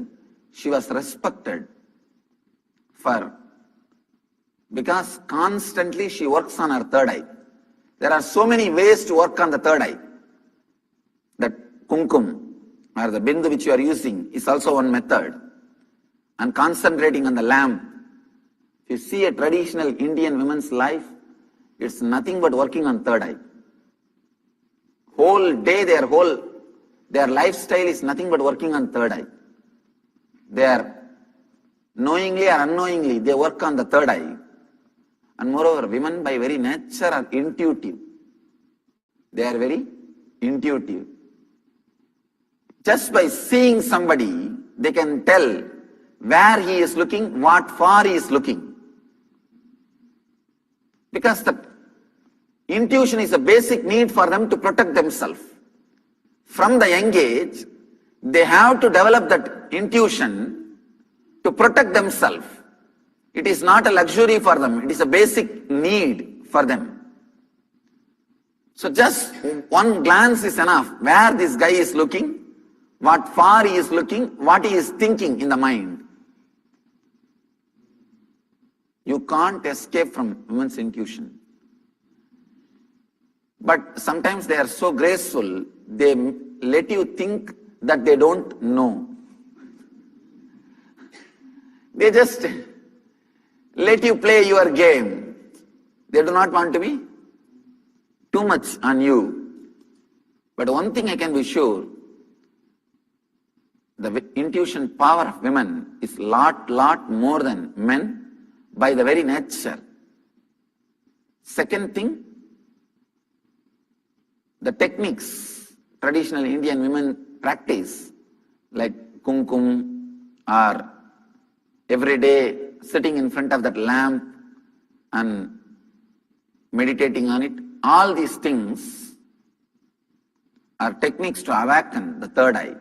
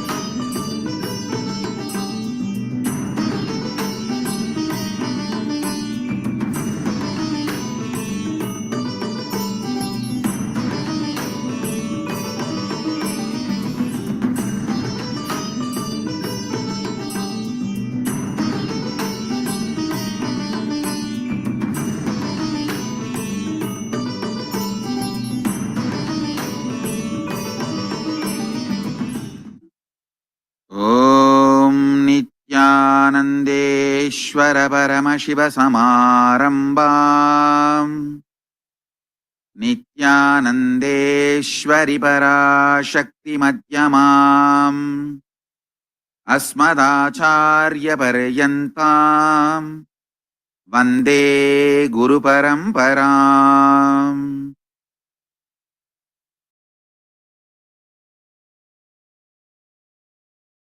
I welcome you all with my love and respect. I welcome all the devotees, disciples, Samajis, Satsangis, Srimahans, Mahans, Tanedar, Kotaris, visitors, viewers sitting with us all over the world through Nithyananda TV, YouTube Live, Facebook Live, Enlighten app, KAILASA TV, Hinduism Now, Twitter, two-way video conferencing, having Nayanadiksha. I welcome all of you with my love and respects. Today, 7th day of Sharanavaratri Brahmotsavam, Devi Parashakti is gracing as Mahalakshmi in Sarva Alankara all over the world. Today is also the 6th day of the Venkateshwara Brahmotsavam. Lord Venkateshwara is gracing on Swarana Gajavahana in Sarva Alankara. Let's now receive their blessings by offering our devotion and puja offerings to them first. Wakisema songesha, tunasongesha zaidi. Mikopo mikubwa nafuni empower na mgodi. Nalipo taratibu kuna kukuhoji. Maisha kujiongeza bwana, kula siku ngoji. Tukija kwa wakala, kwa nini float ikwaye? Songesha bila riba lafu ngoma itambaye. Nawezesha wakala, mikopo kima cha juu. Na mikopo ya biashara ni mwendo wa faida tu. Vipi ndinga inaweza? Kuna mkopo wa chomoka, bima ya usafiri huku wenzako wanakopa. Na wana drive, wanasepa na kitani, wanavimba. Ni simu za bemba ya kitani, si tunazo. Maisha ni kutobali kuishi kwa wasiwasi wakati kila kona M-Pesa. Maisha ni kufika pale unapotaka kupitia mikopo na akiba. Maisha ni kubadilisha maisha yako kifedha. Siku hizi mchongo ni M-Pesa. Maisha kujiongeza, mchongo ni M-Pesa. Maisha kujiongeza, mchongo ni M-Pesa.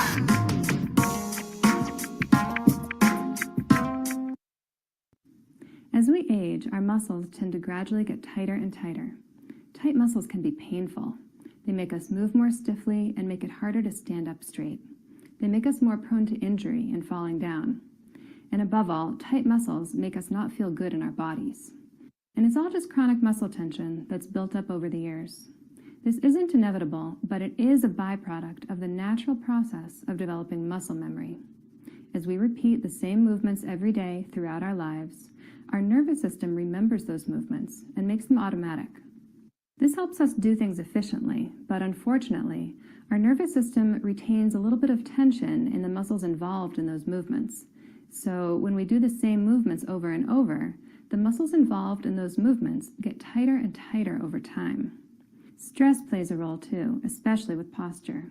A lifetime of stress tends to make the muscles on the front of our bodies tighter, gradually pulling us forward into rounded posture. Animals largely avoid this by pandiculating their muscles. To us, this looks like stretching, but it's not the same type of static stretching that humans do. When animals sense tension building up in their muscles, they actually contract the tight muscles in order to wake them up. This prevents chronic tension from building up in their muscles. You'll see animals do this many times a day, especially when they get up from lying down for a while. But how often do you see humans do this after childhood? As we get older, our natural pandicular response becomes inhibited as a result of learned motor patterns, chronic muscle tension, and stress. Dr. Thomas Hanna explored how to use pandiculation in a systematic way to reduce chronic muscle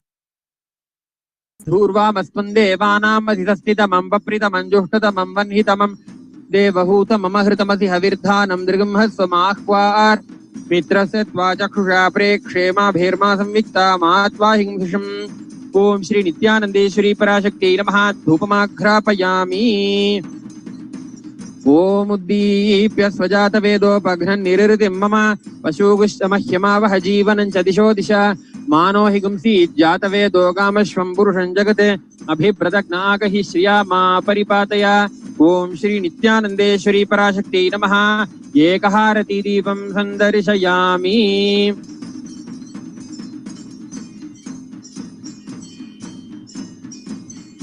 ओम अमृते अमृतोद्भवे अमृतवर्षिणी अमृतं श्रावय श्रावय स्वाहा। ओम श्री नित्यानंदेश्वरी पराशक्ति नमः।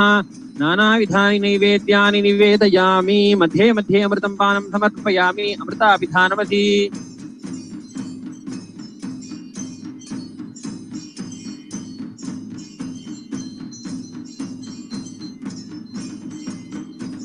ओम सर्वमंगलमांगल्ये शिवे सर्वार्थसाधिके शरण्ये त्र्यंबके Gauri Narayan.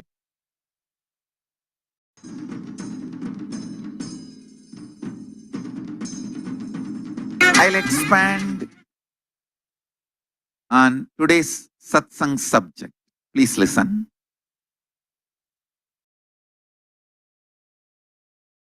I was talking about your whole biology thinks. Understand? If you understand this one truth, you can master all the life energies. Please understand. If you can master your life energies, you will master your destiny. Not just internally, even externally. You can play over everything around you. Mastering your life energy is the fundamental principle for any success. Without mastering the life energy, any success you taste or you think you taste is accidental, or unknowingly you have mastered one or two life energies. Because of that, that success has happened. Listen carefully. All success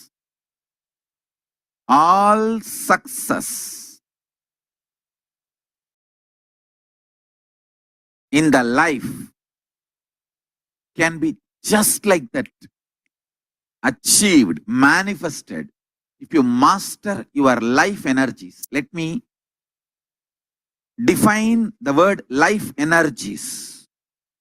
Physically, the energy to digest.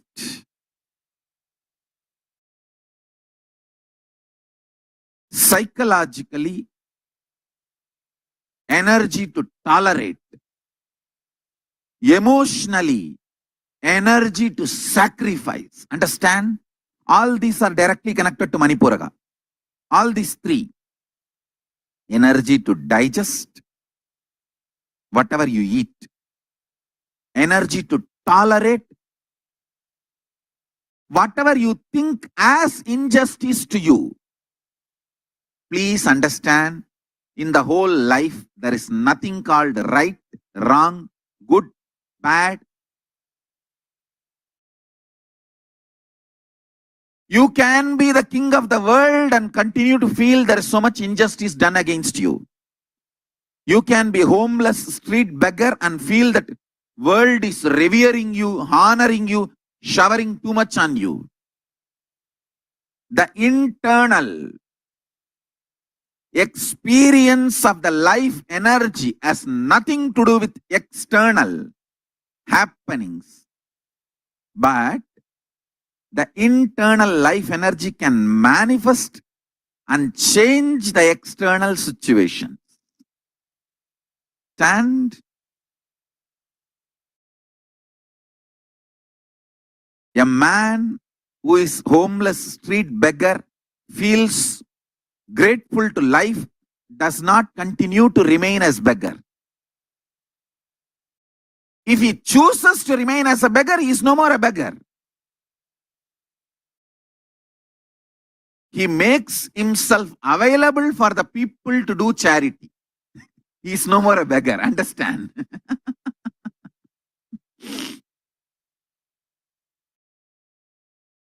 Listen carefully. The essence of what I am trying to convey is mastering the life energies.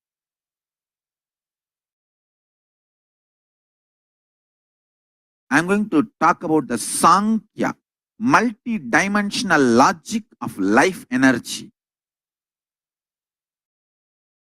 Ability to digest, ability to tolerate, ability to sacrifice,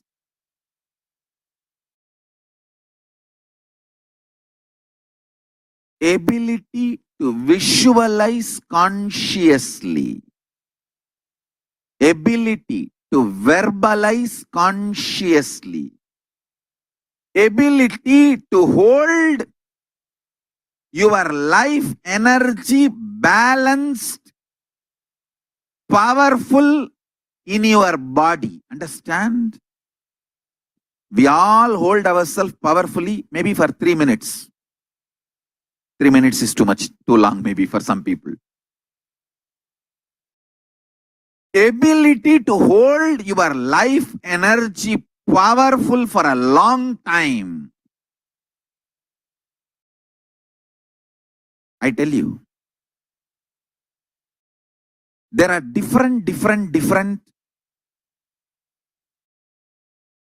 kriyas in Hinduism to make each power, each life energy to manifest completely. For example, if you sit and chant Bhagavad Gita, the life energy in your stomach, the ability to digest and ability to tolerate and ability to sacrifice will be kindled like anything. The same Bhagavad Gita chanting. If you sit with a group and chant, it will not only kindle the energies to digest and tolerate and sacrifice, it will also kindle the power of visualization. Understand?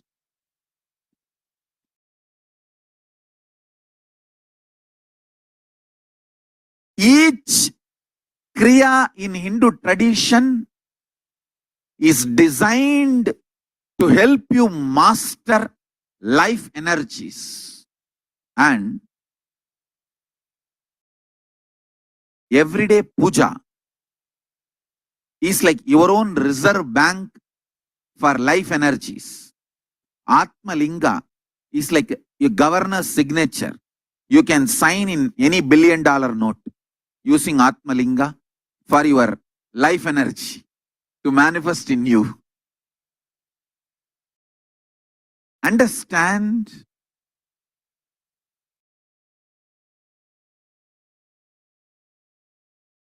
Long rituals are not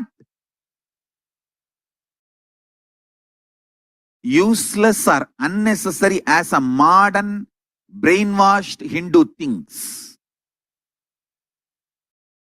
Long rituals are the most powerful method, science, kriya,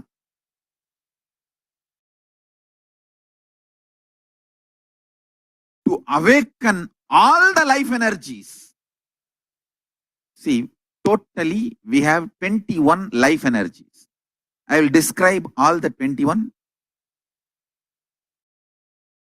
like a fundamental principal forces of life, like gravity, how all these are fundamental forces, principal forces externally. Internally, there are 21 life energies. Ability to visualize, ability to make decision. All these 21 is given to you, but you use them accidentally. That is why your life is full of accidents. Your marriage is accident, wealth is accident, life is accident, money is accident. Very less is planned, much is accident. And I tell you, I have seen people become thieves by not knowing the power of their life energy. I tell you, thief is the cheapest way to exist. I tell you.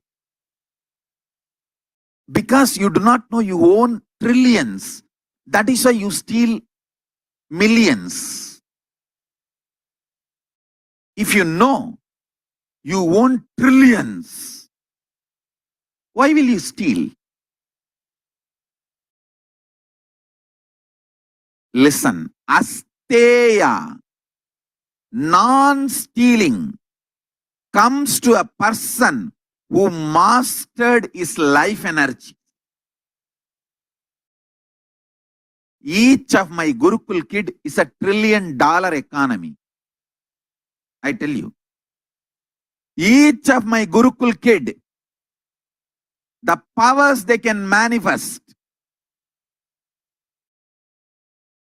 Understand, Gurukul is not a joke. It is a powerful science. Especially, see, normally, one child plus one child is a two child. But in the Gurukul ecosystem, one child plus one child is 11. 1, 1.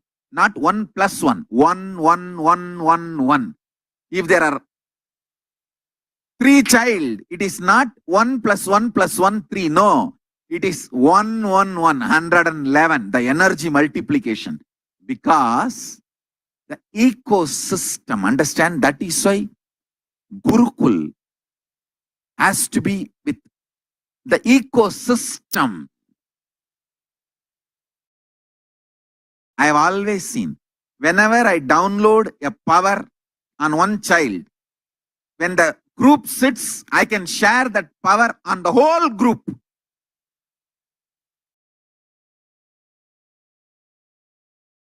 Because when team of kids or balasans or sannyasis or brahmacharis, when they sit as one team, it is very easy for me to just like a lightning pour the energy on them. Understand? The Sankhya of life energy is different. The multi-dimensional logic of life energy is different. People cannot understand this Sankhya. The multiple life energies, awakening them to its peak and manifesting them is all about life. All the kriyas in Hinduism is designed for awakening these life energies. I tell you, having all varieties of food in front of you, chanting mantras but not eating them, offering them to deities, is one of the most powerful methods to awaken your digestion system. I tell you, a person who offers food to the deities will never have digestion problem, because the food is there, smell is there, your hunger is triggered, saliva is there in the tongue, but your mind says this is for the Devi, for God. So I am chanting and offering it to Devi. It creates, awakens the whole Jataragni, especially when you chant those mantras. The whole Jataragni, digestion fire is kindled.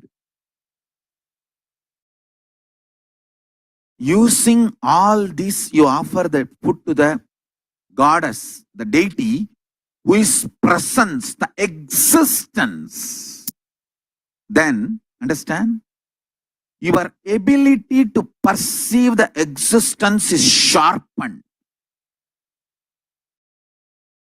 See, your ability to perceive the existence, your ability to digest, all these energies are very closely connected. Food is there, smell, food smell is there, you are hungry, but you are not eating, you are chanting the mantras which kindles the Jadaragni digestion capacity, but visually you are offering the whole thing to the deity, the existence. This is the best way to kindle the digestion power, energy. The extreme life energies are awakened in you with every ritual, every kriya of Hinduism. I tell you, just next these 3 days, this Navaratri, chant Chandi, 700 verses. Understand? Even if you can't do the Homa, chant at least, do Chandi Parayanam. It is such power, such energy, I tell you. I am chanting Chandi from the time I remember me. Maybe at the age of 2 or 3, I heard Chandi being chanted, then started chanting. I chant Chandi from the age of 2 or 3. First listening, then chanting.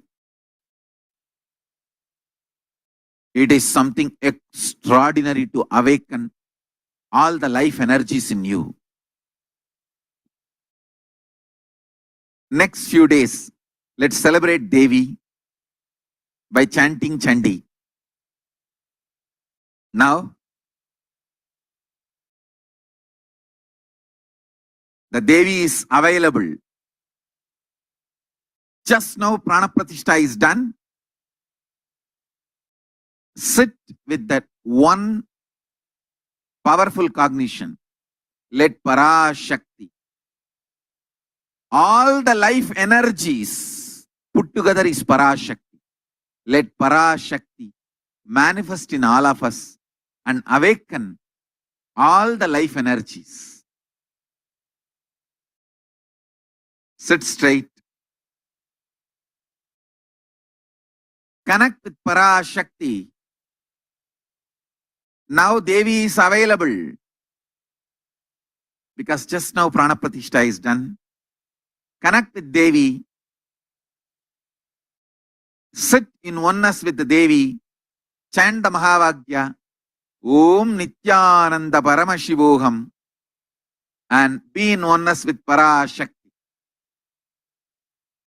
So, with this, I bless you all. Let's all radiate with integrity, authenticity, responsibility, enriching, causing, living Shuddhatvaita Saivam, Paramashivoham, the eternal bliss, Nithyananda. Thank you. Be blissful.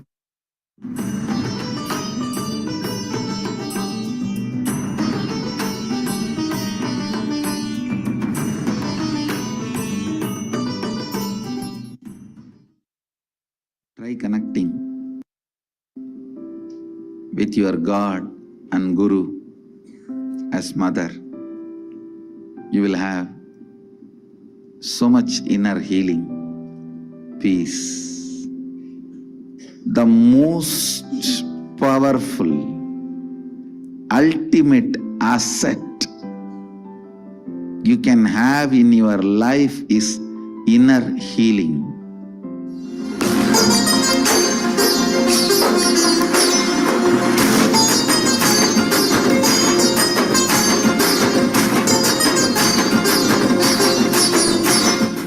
See, all our identity, whether you are in a deep sleep or waking state or Turiya or Turiyatita, we are all from mother and we go back to mother.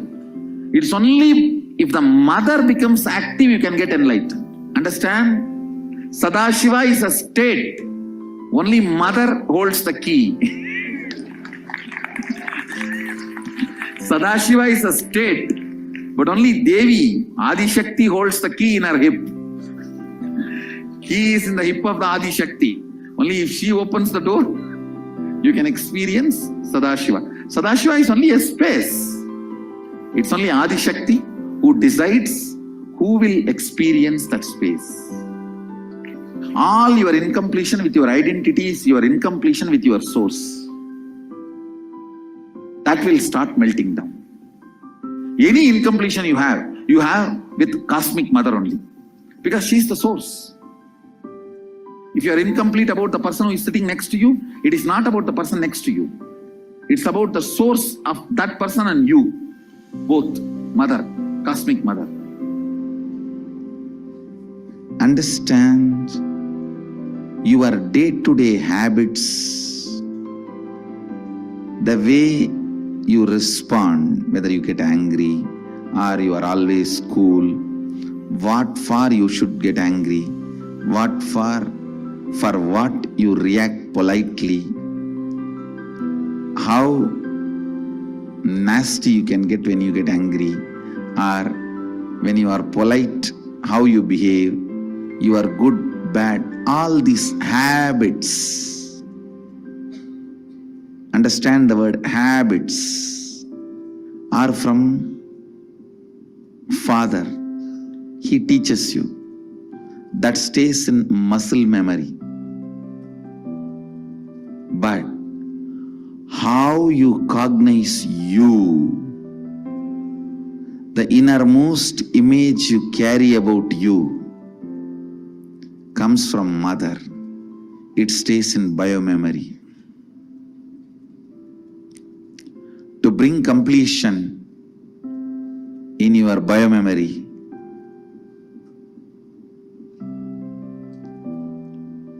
the attitude, the bhava, which forms the basis for the way you connect with the life, with the world, the same attitude forms the basis for you to connect with yourself. Please understand, that is what we call karma in Vedic tradition. If you judge, you will be judged. Why, Because the basis with which you relate with the world, the same thing will be the basis with which you will relate with yourself. Don't think when it comes to others you can utter the strong words. When it comes to you, you can just be very cute and friendly. No. The strong words which you utter towards others will be the same strong words you will be uttering towards yourself. The attitude you build towards others will be same. That's the same way you will be relating. That will be the basis for you to relate with yourself also.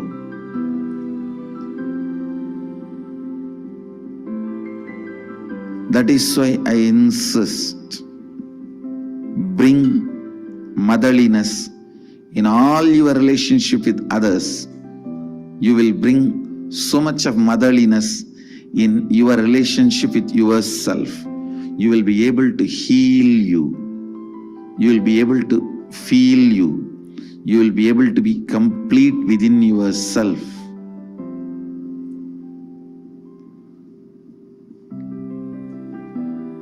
When you bring tremendous healing energy of Mother in your day-to-day attitude with everything, suddenly you will see you'll become so cool with yourself. I tell you, the best thing can happen to a human being is ability to be cool with yourself. Understand, the most powerful, ultimate asset you can have in your life is inner healing. Bring mother worship as part of your cognition. You will be so cool with yourself. You'll be so complete with yourself. You will be so settled with yourself. The fear, frustration, because of frustration inside, how you possess objects or things or persons. Understand? When you are frustrated, suddenly you will have so much of possessiveness to the property you have, or the car you have, or the bank balance you have, or the persons in your life. You will just suffocate the objects and persons who are part of your life. I tell you, let the car be in garage, not in you. Let things be in their place.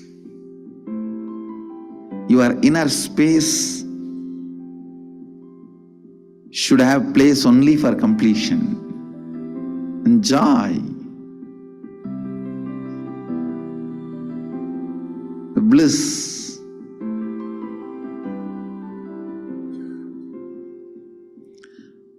The moment you start cognizing frustration with yourself, the first thing you do, then I don't have anything in the life. Come on, catch. Like an octopus. The wealth you have,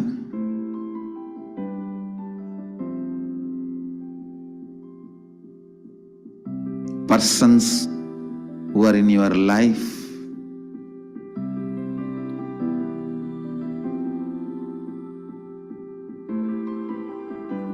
when that grabbing starts, understand, it feeds into your frustration. It doesn't heal your frustration.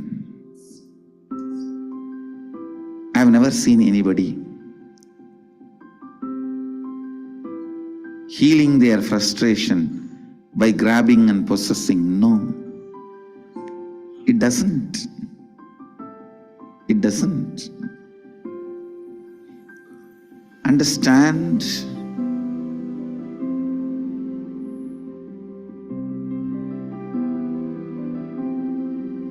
The mother energy,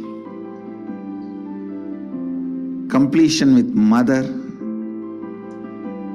and connecting with life as mother, bringing motherliness in your every relationship, not only connecting with the source of life as mother,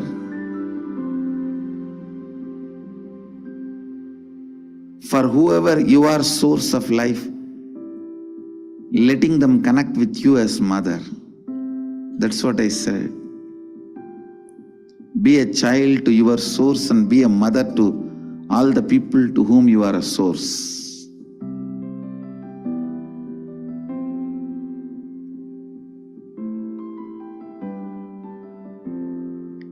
This brings so much of inner healing.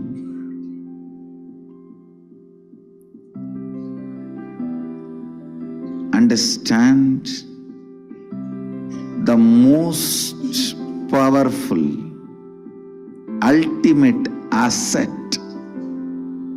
you can have in your life is inner healing.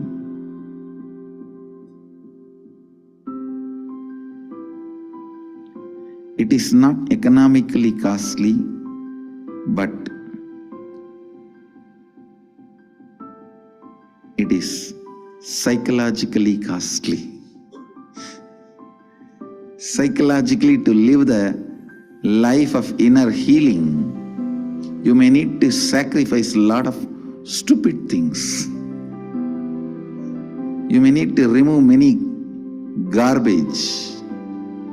Think, oh God, these garbages were there with me for last 25 years. How can I give up on them so easily?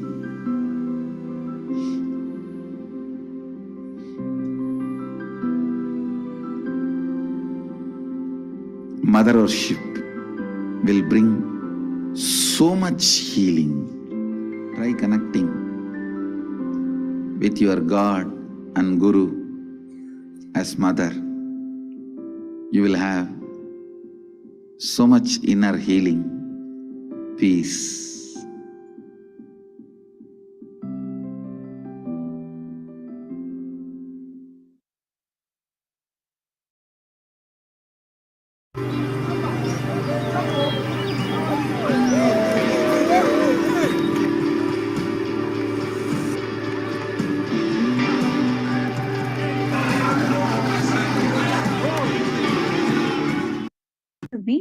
First, I'm going to be giving you all a few minutes for the Nithya team. Please name yourself as Nithya team and Ananda team. Each of you, just choose any partner within the program and tell that you're going to be Nithya and that person is going to be Ananda. Any one of you be Nithya, one of you be Ananda, and choose a partner within the program itself. You all can message on the Zoom and identify a partner. Please quickly identify. I'm going to give you all a few minutes, then I'm going to explain the steps.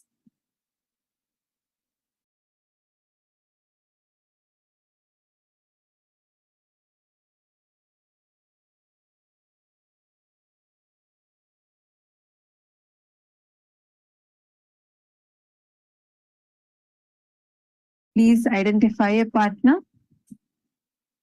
If you already have a partner, if you're someone sitting with someone or your friends or family members are attending,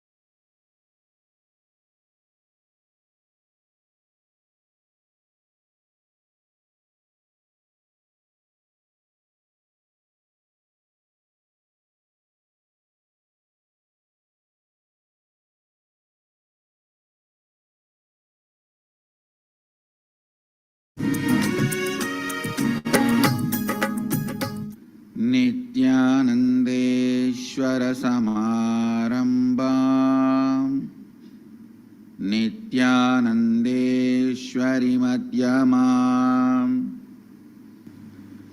Asmadacharya Parayantam Vande Guru Paramparam.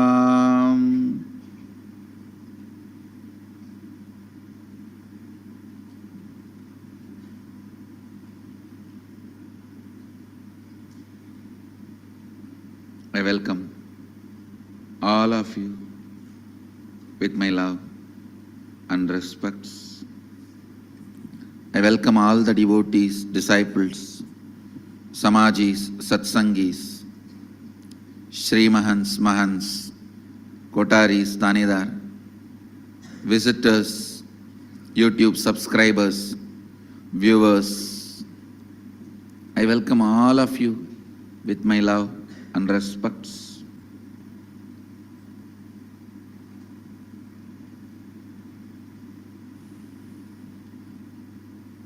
Let's enter into Kenopanishad.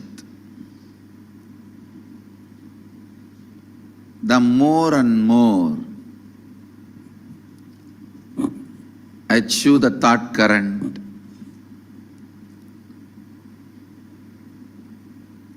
And see its effect on the system, more and more I fall in love with Upanishads.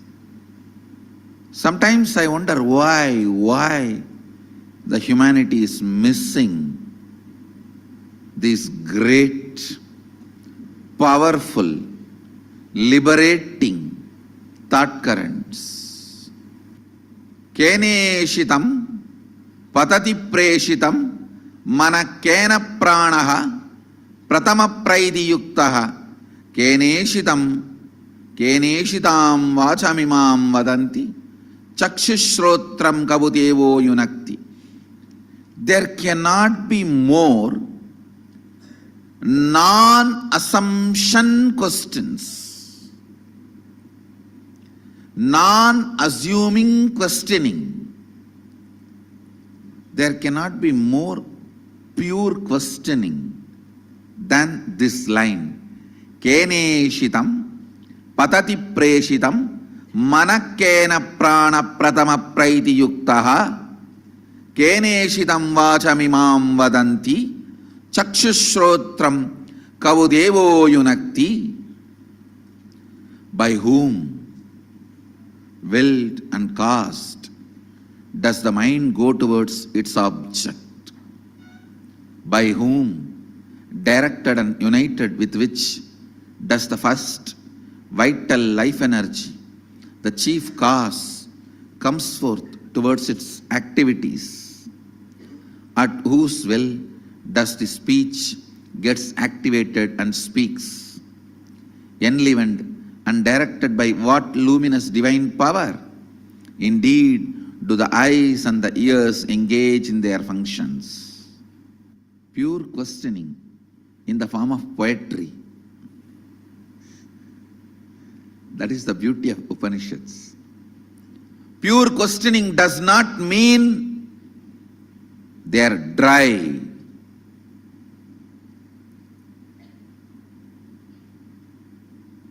Pure questioning in the form of poetry. Amazing renunciation with extraordinary romance.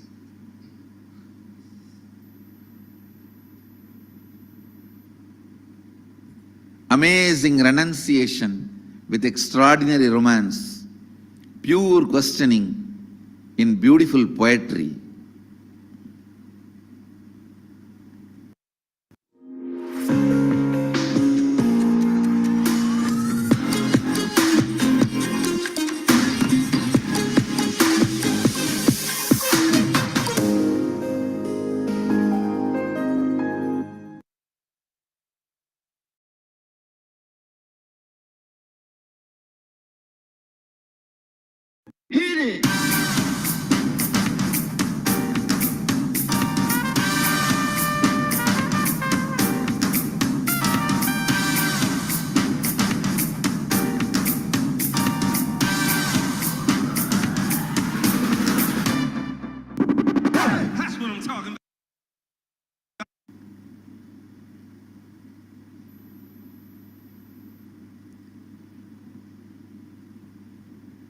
One more powerful lie taught to you and makes you powerless is, if you are logical, rational, you cannot be poetic, flowing. If you are masculine, you can't be feminine. If you are feminine, you can't be masculine. This is one of the most powerful lie taught to you which makes you powerless.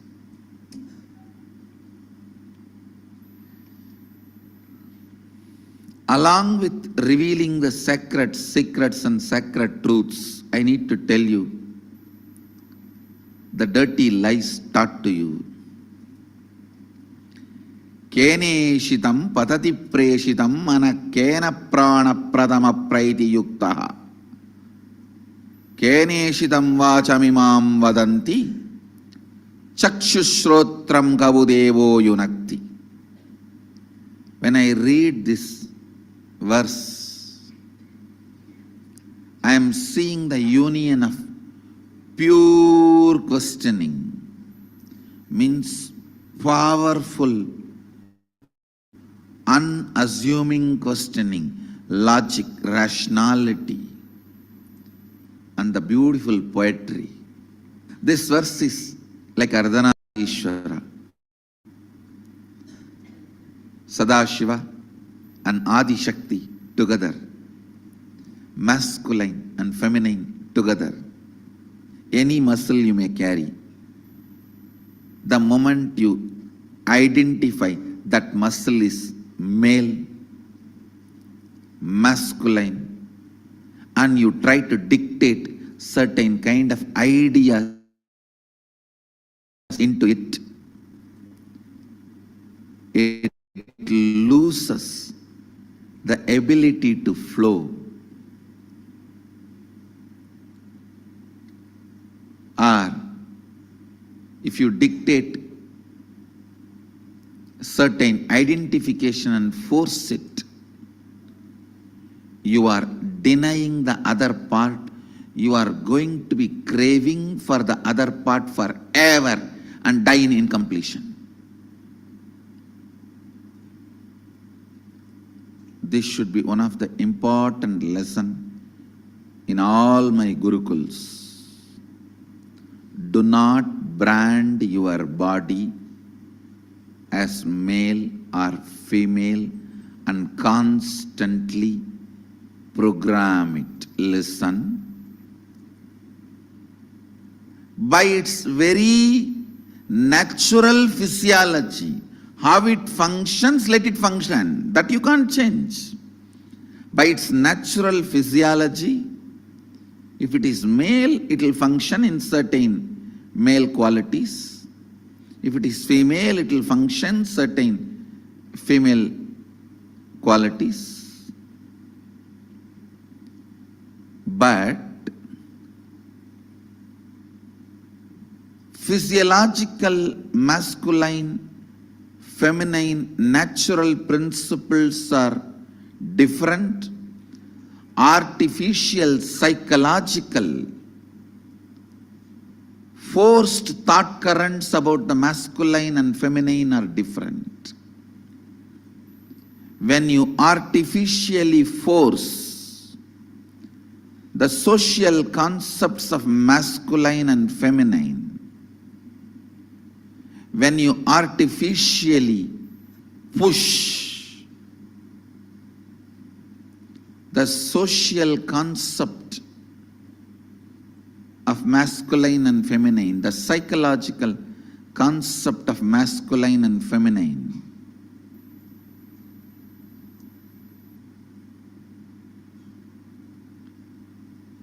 you suppress the free flow of muscle memory. I tell you, whatever muscle memory you pick up by your own lifestyle. For example, if you eat too much, you will feel sleepy. This kind of muscle memories which you pick up by your habits, trial and error, can always be simply, easily completed. But the muscle memories you pick up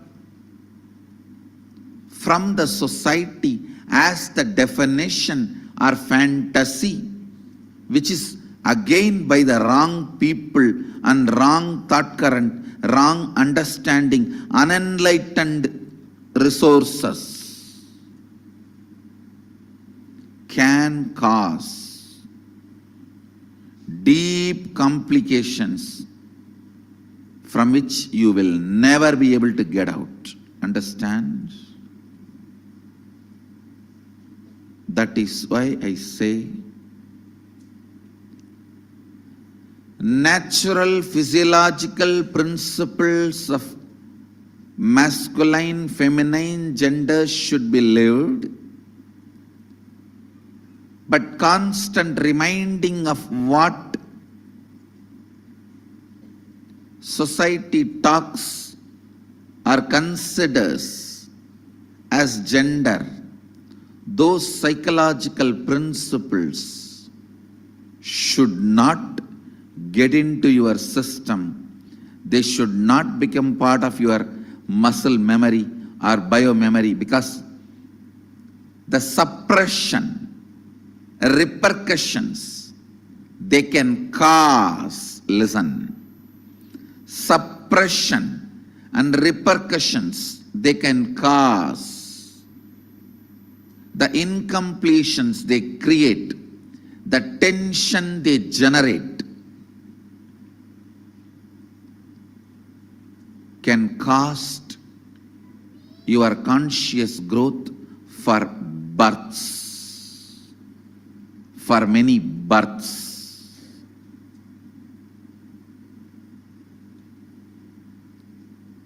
Don't.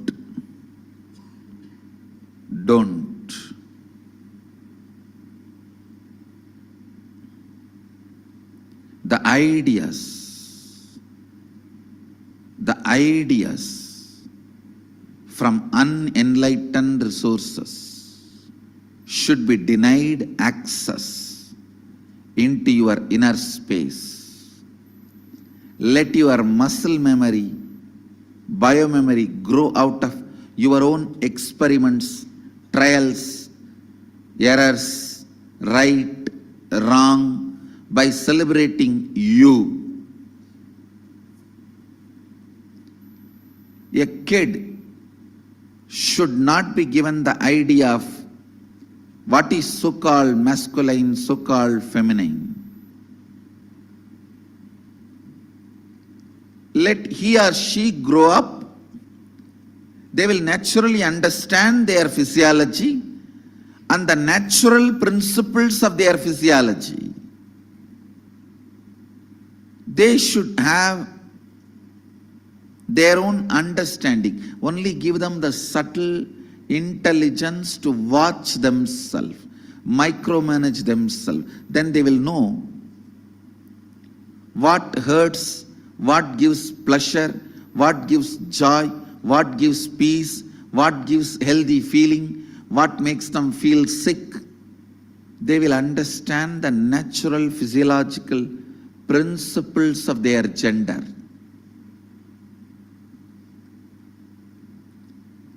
Otherwise, feeding the misunderstandings from unenlightened resources is one of the main reason where whole humanity is stuck. Sometimes even till 90, you are craving for pornography. What it means? Your next janma is going to be hell. Listen, even when body cannot act, if your mind is craving, you are going to enter into the body. Even before the body gets matured, mind will start craving. When the body cannot act, still your mind is craving, you are going to enter into the next body. Even before the body gets matured, your mind will start craving. Means the physical maturity age will be drastically reduced, which will directly speak on your physical health, mental health, your ability to handle yourself, and the longevity. On everything, it is going to have an impact. I have a story.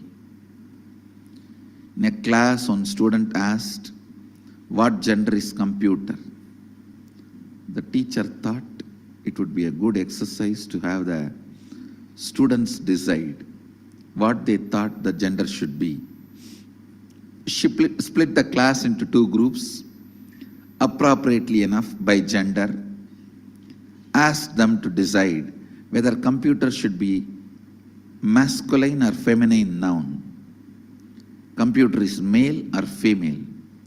Both groups were required to give at least 4 reasons for their recommendation.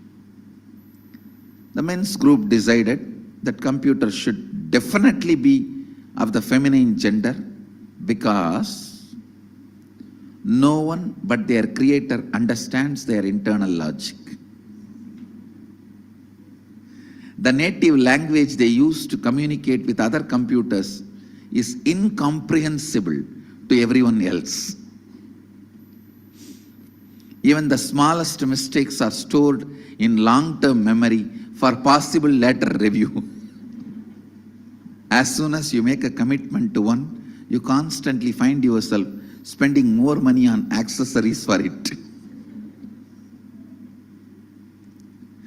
The women's group, however, concluded that computers should be male, masculine, because in order to do anything with them, you have to turn them on.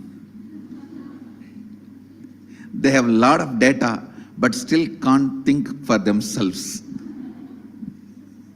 They are supposed to help you solve problems, but half the time they are the problem. Fourth, as soon as you commit to one, you realize that if you had waited a little longer, you could have gotten a better model.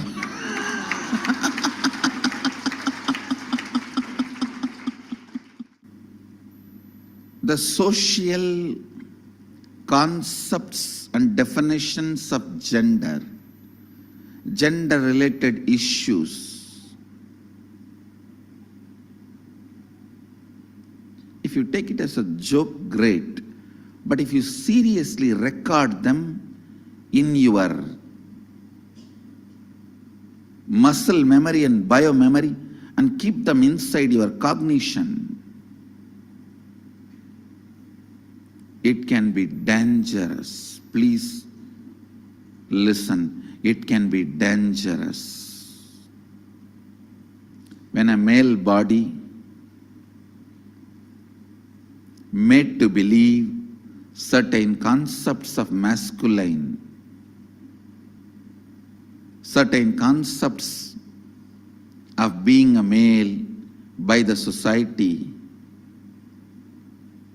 the kind of attention that muscle memory, biomemory goes through, the kind of a suppression it goes through, the kind of expectation it has about the other gender, the kind of incompletion it suffers and craves for the suppressed part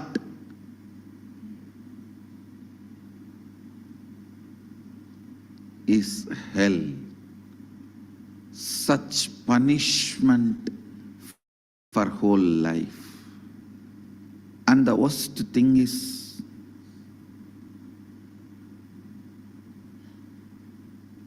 whatever you suppressed in you, declaring yourself as the male and avoiding anything other than so-called male, you will be searching for it in some other muscles, which you will never find. Which you will never find. And this seeking goes on, tortures the person who is living with you, who has committed their life to you. It is like you torture the other person. The other person, she has her own suppressions. She is also product of the society. Unenlightened resources. She has suppressed tons of things in the name of she being a female. So all that she is searching in your muscles.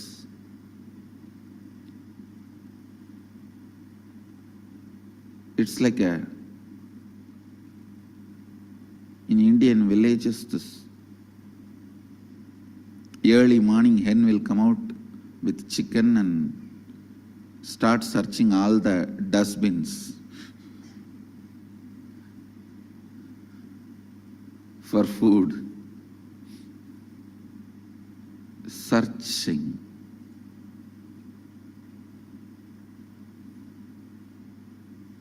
Searching in others for the suppressed component in your muscle, searching in others for the suppressed component in your muscle,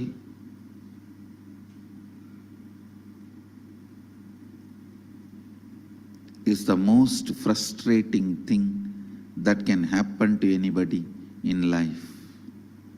Even if you are a potato couch, because you did trial and error on yourself, it's easy to get you out of it.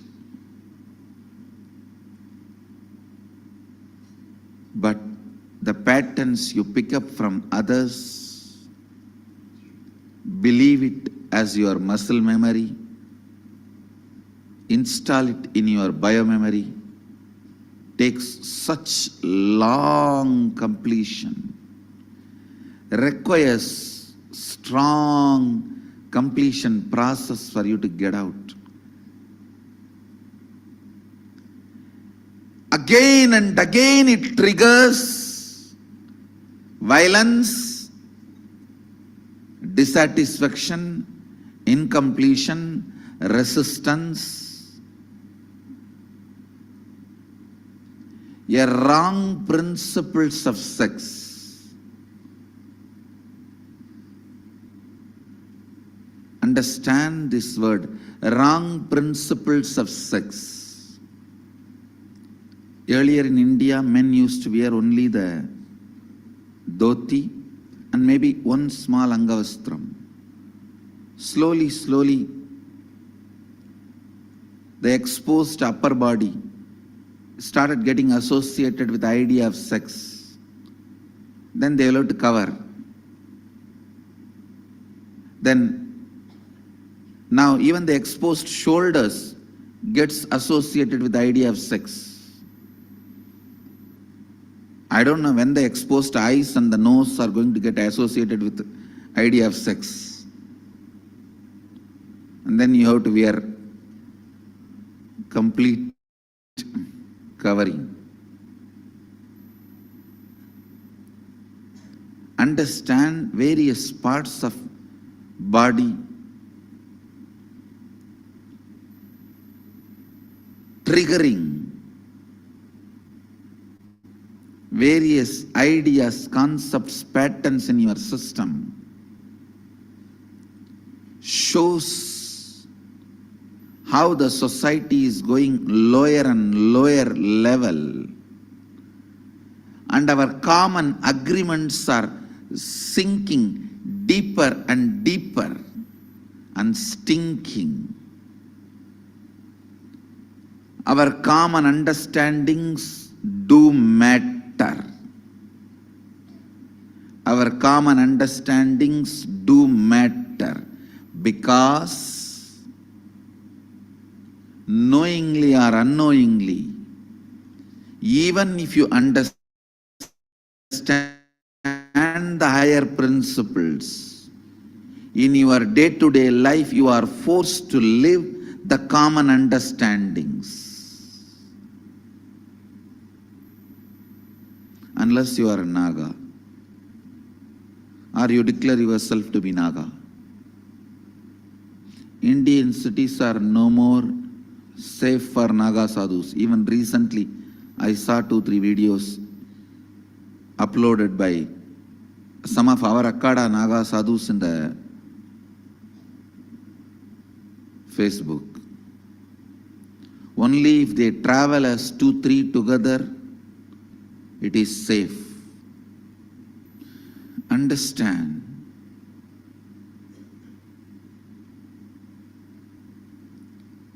This line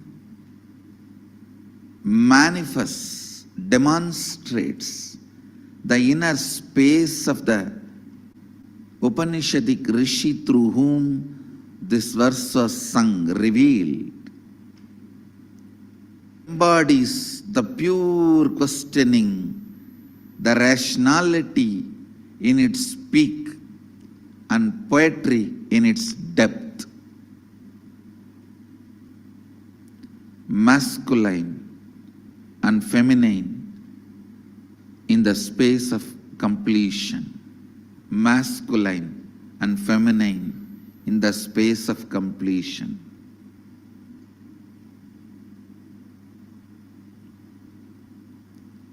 The muscles which complete.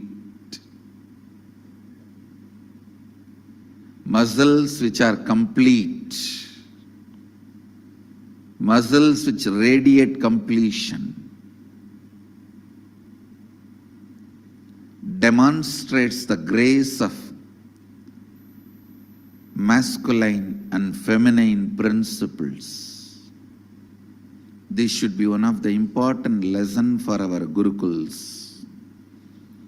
Kids should be allowed to grow with natural physiological principles of their bodies, should not be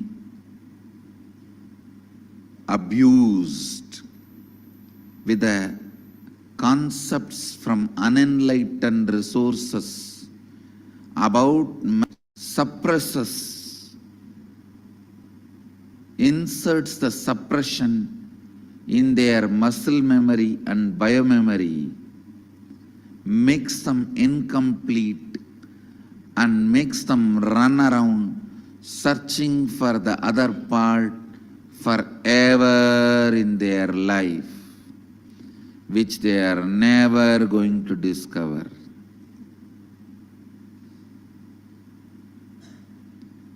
The natural principles of sex does not need a part of you getting suppressed.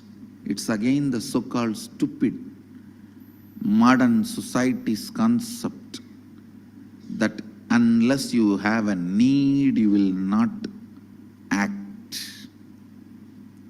It is like how the currency is. Unless you are kept in poverty, you will not work. Otherwise, for whose sake we work, nobody knows. Whole planet Earth, all the countries put together, $1.33 trillion debt. To whom? To whom?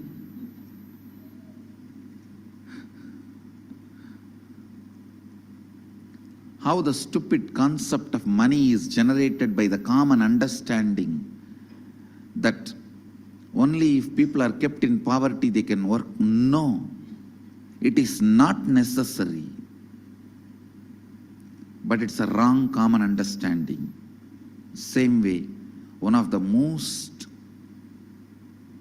abusive common understanding is only if one part of you is suppressed, you will start searching for it. You will start entering the married life. You will start living the married life. The life will go on the earth. No. No. Grain-based civilization,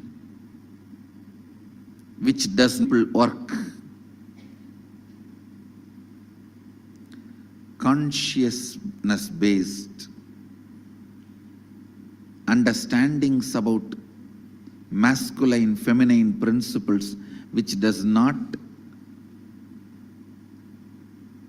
require suppression for human beings to function and reproduce. The natural physiological principles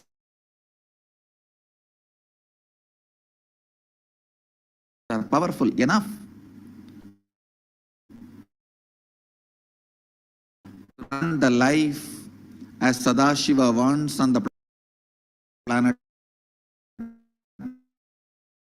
Earth.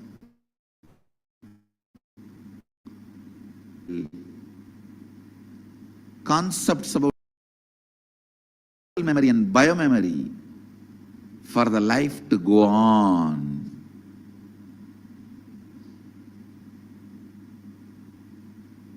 And the human beings to flourish, thrive, survive on the planet Earth. Meditate today and the pure inner space where the masculine and feminine principles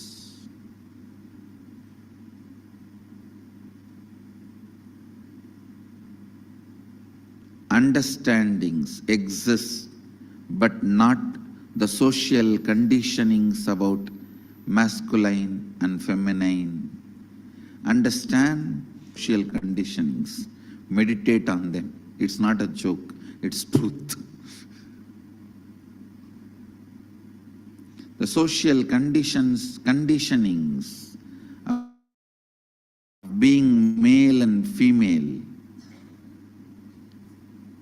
need to be renounced for the complete completion, and renunciation of social conditioning about male, female makes most beautiful beings on the planet Earth.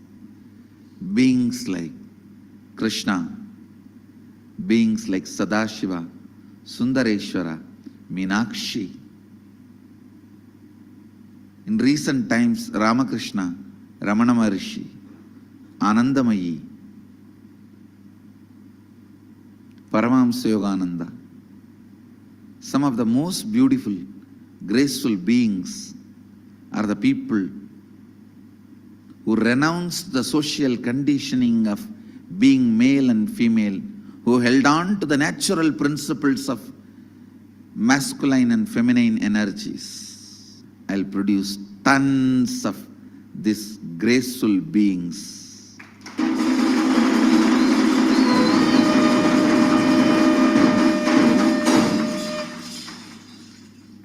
This should be one of the important lessons in our Gurukul system. The natural principles, the physiological understandings of being male and female should be taught, and the social conditionings should not be allowed. With this, I wanted the Vakyartha Sadas to be done on this subject today.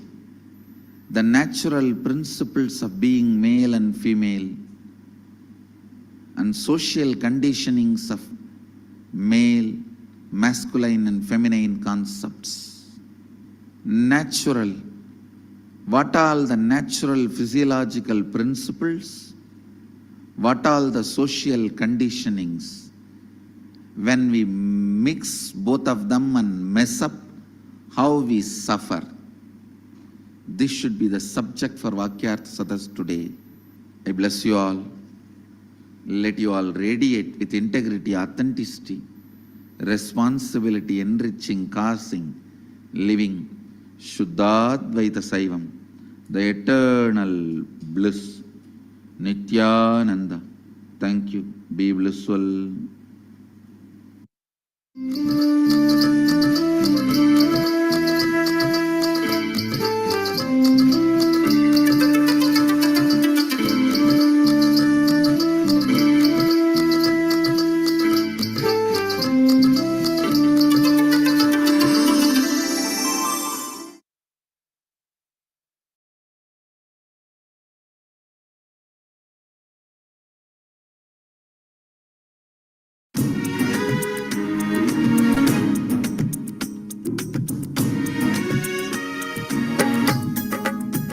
Nithyanandeshwara Samarambam Nithyanandeshwari Madhyamam Asmadacharya Paryantam Vande Guru Paramparam.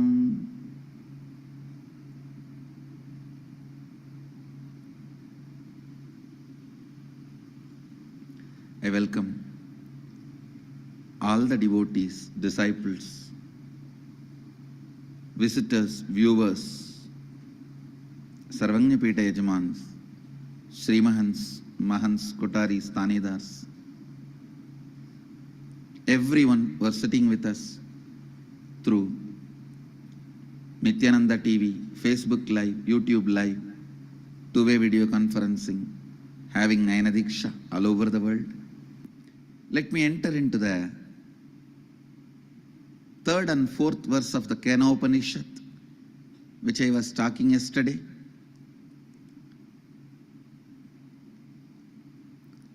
Recite along with me.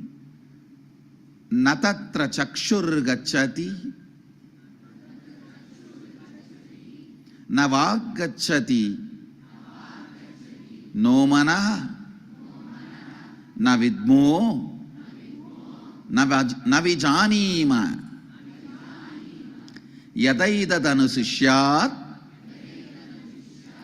anyadeva, tatvididat, ato avidat ati, idi, shushrum purvesham, yenastat, vyachachakshire. Listen.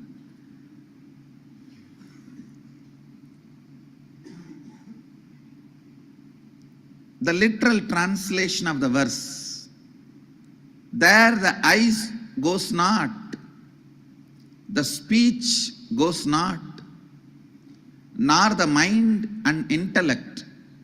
We do not know, we do not understand how that reality, consciousness can be taught. It is distinct from the known.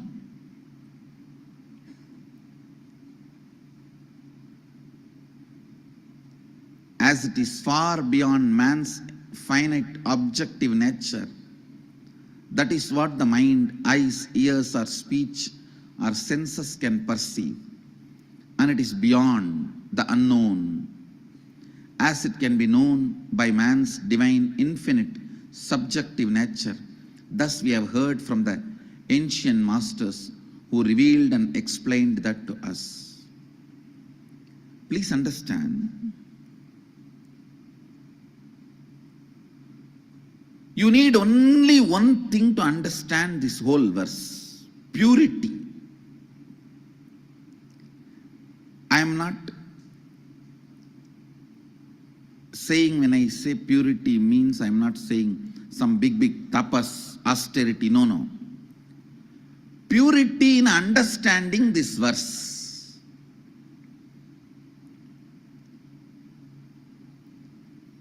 Anything which you can see, which you can visualize, is not the ultimate. Anything which you can speak or which you can verbalize internally is not ultimate.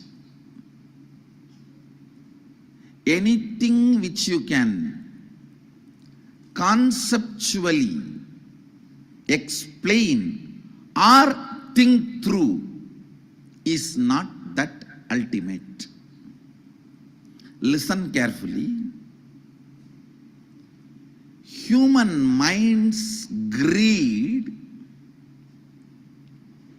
to grasp everything and bring it under our frame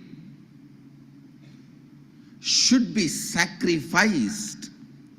When it comes to the ultimate, that is where authentic experience happens. Please listen.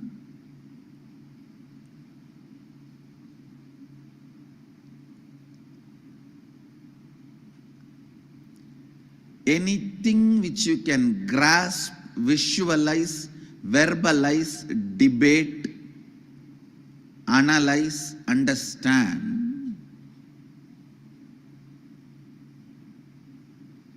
cannot. I just wanted to remind you the lesson I got from Swami Vairagyananda, which I was sharing yesterday.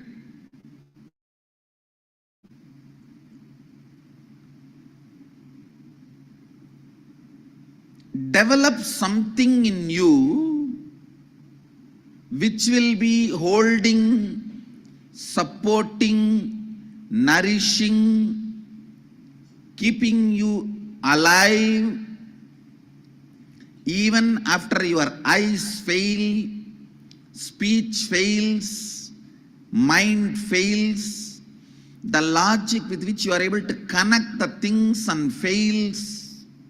Listen, when your sugar level goes low, your visualization capacity will collapse. Same way, if your insulin level goes high,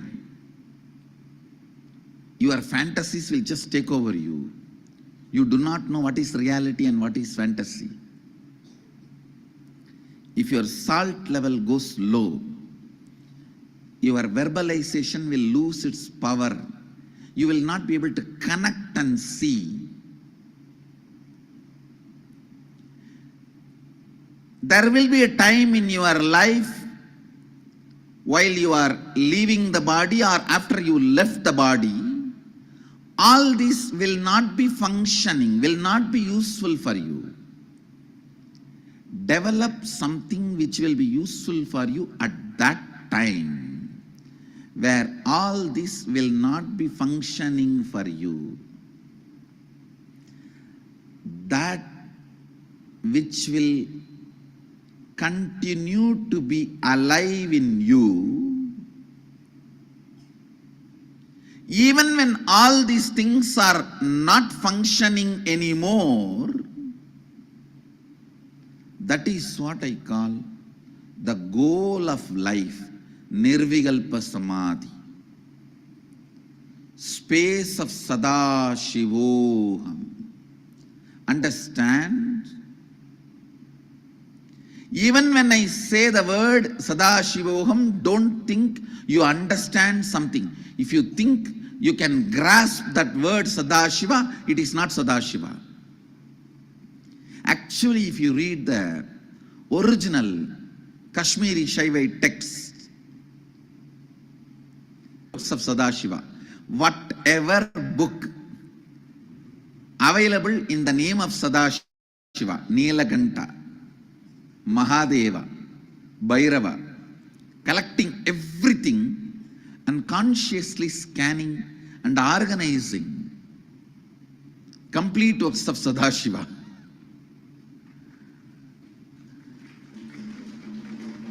Anything directly he delivered, if you read, you will understand the definition of Sadashiva, you can never grasp. It is again, natatra chakshur gacchati, navag gacchati, no manaha, navidmo, navejanimaha, yadaidadanusisyat. Please understand, the Upanishads should be heard only from an enlightened being. Only then the purity will be retained. And the beauty of Upanishad is, if the person who is talking, if he is retaining the purity and you are retaining the purity of the listening, you are done. Nothing more needs to be done. You are done because Shravana becomes Nididhyasana.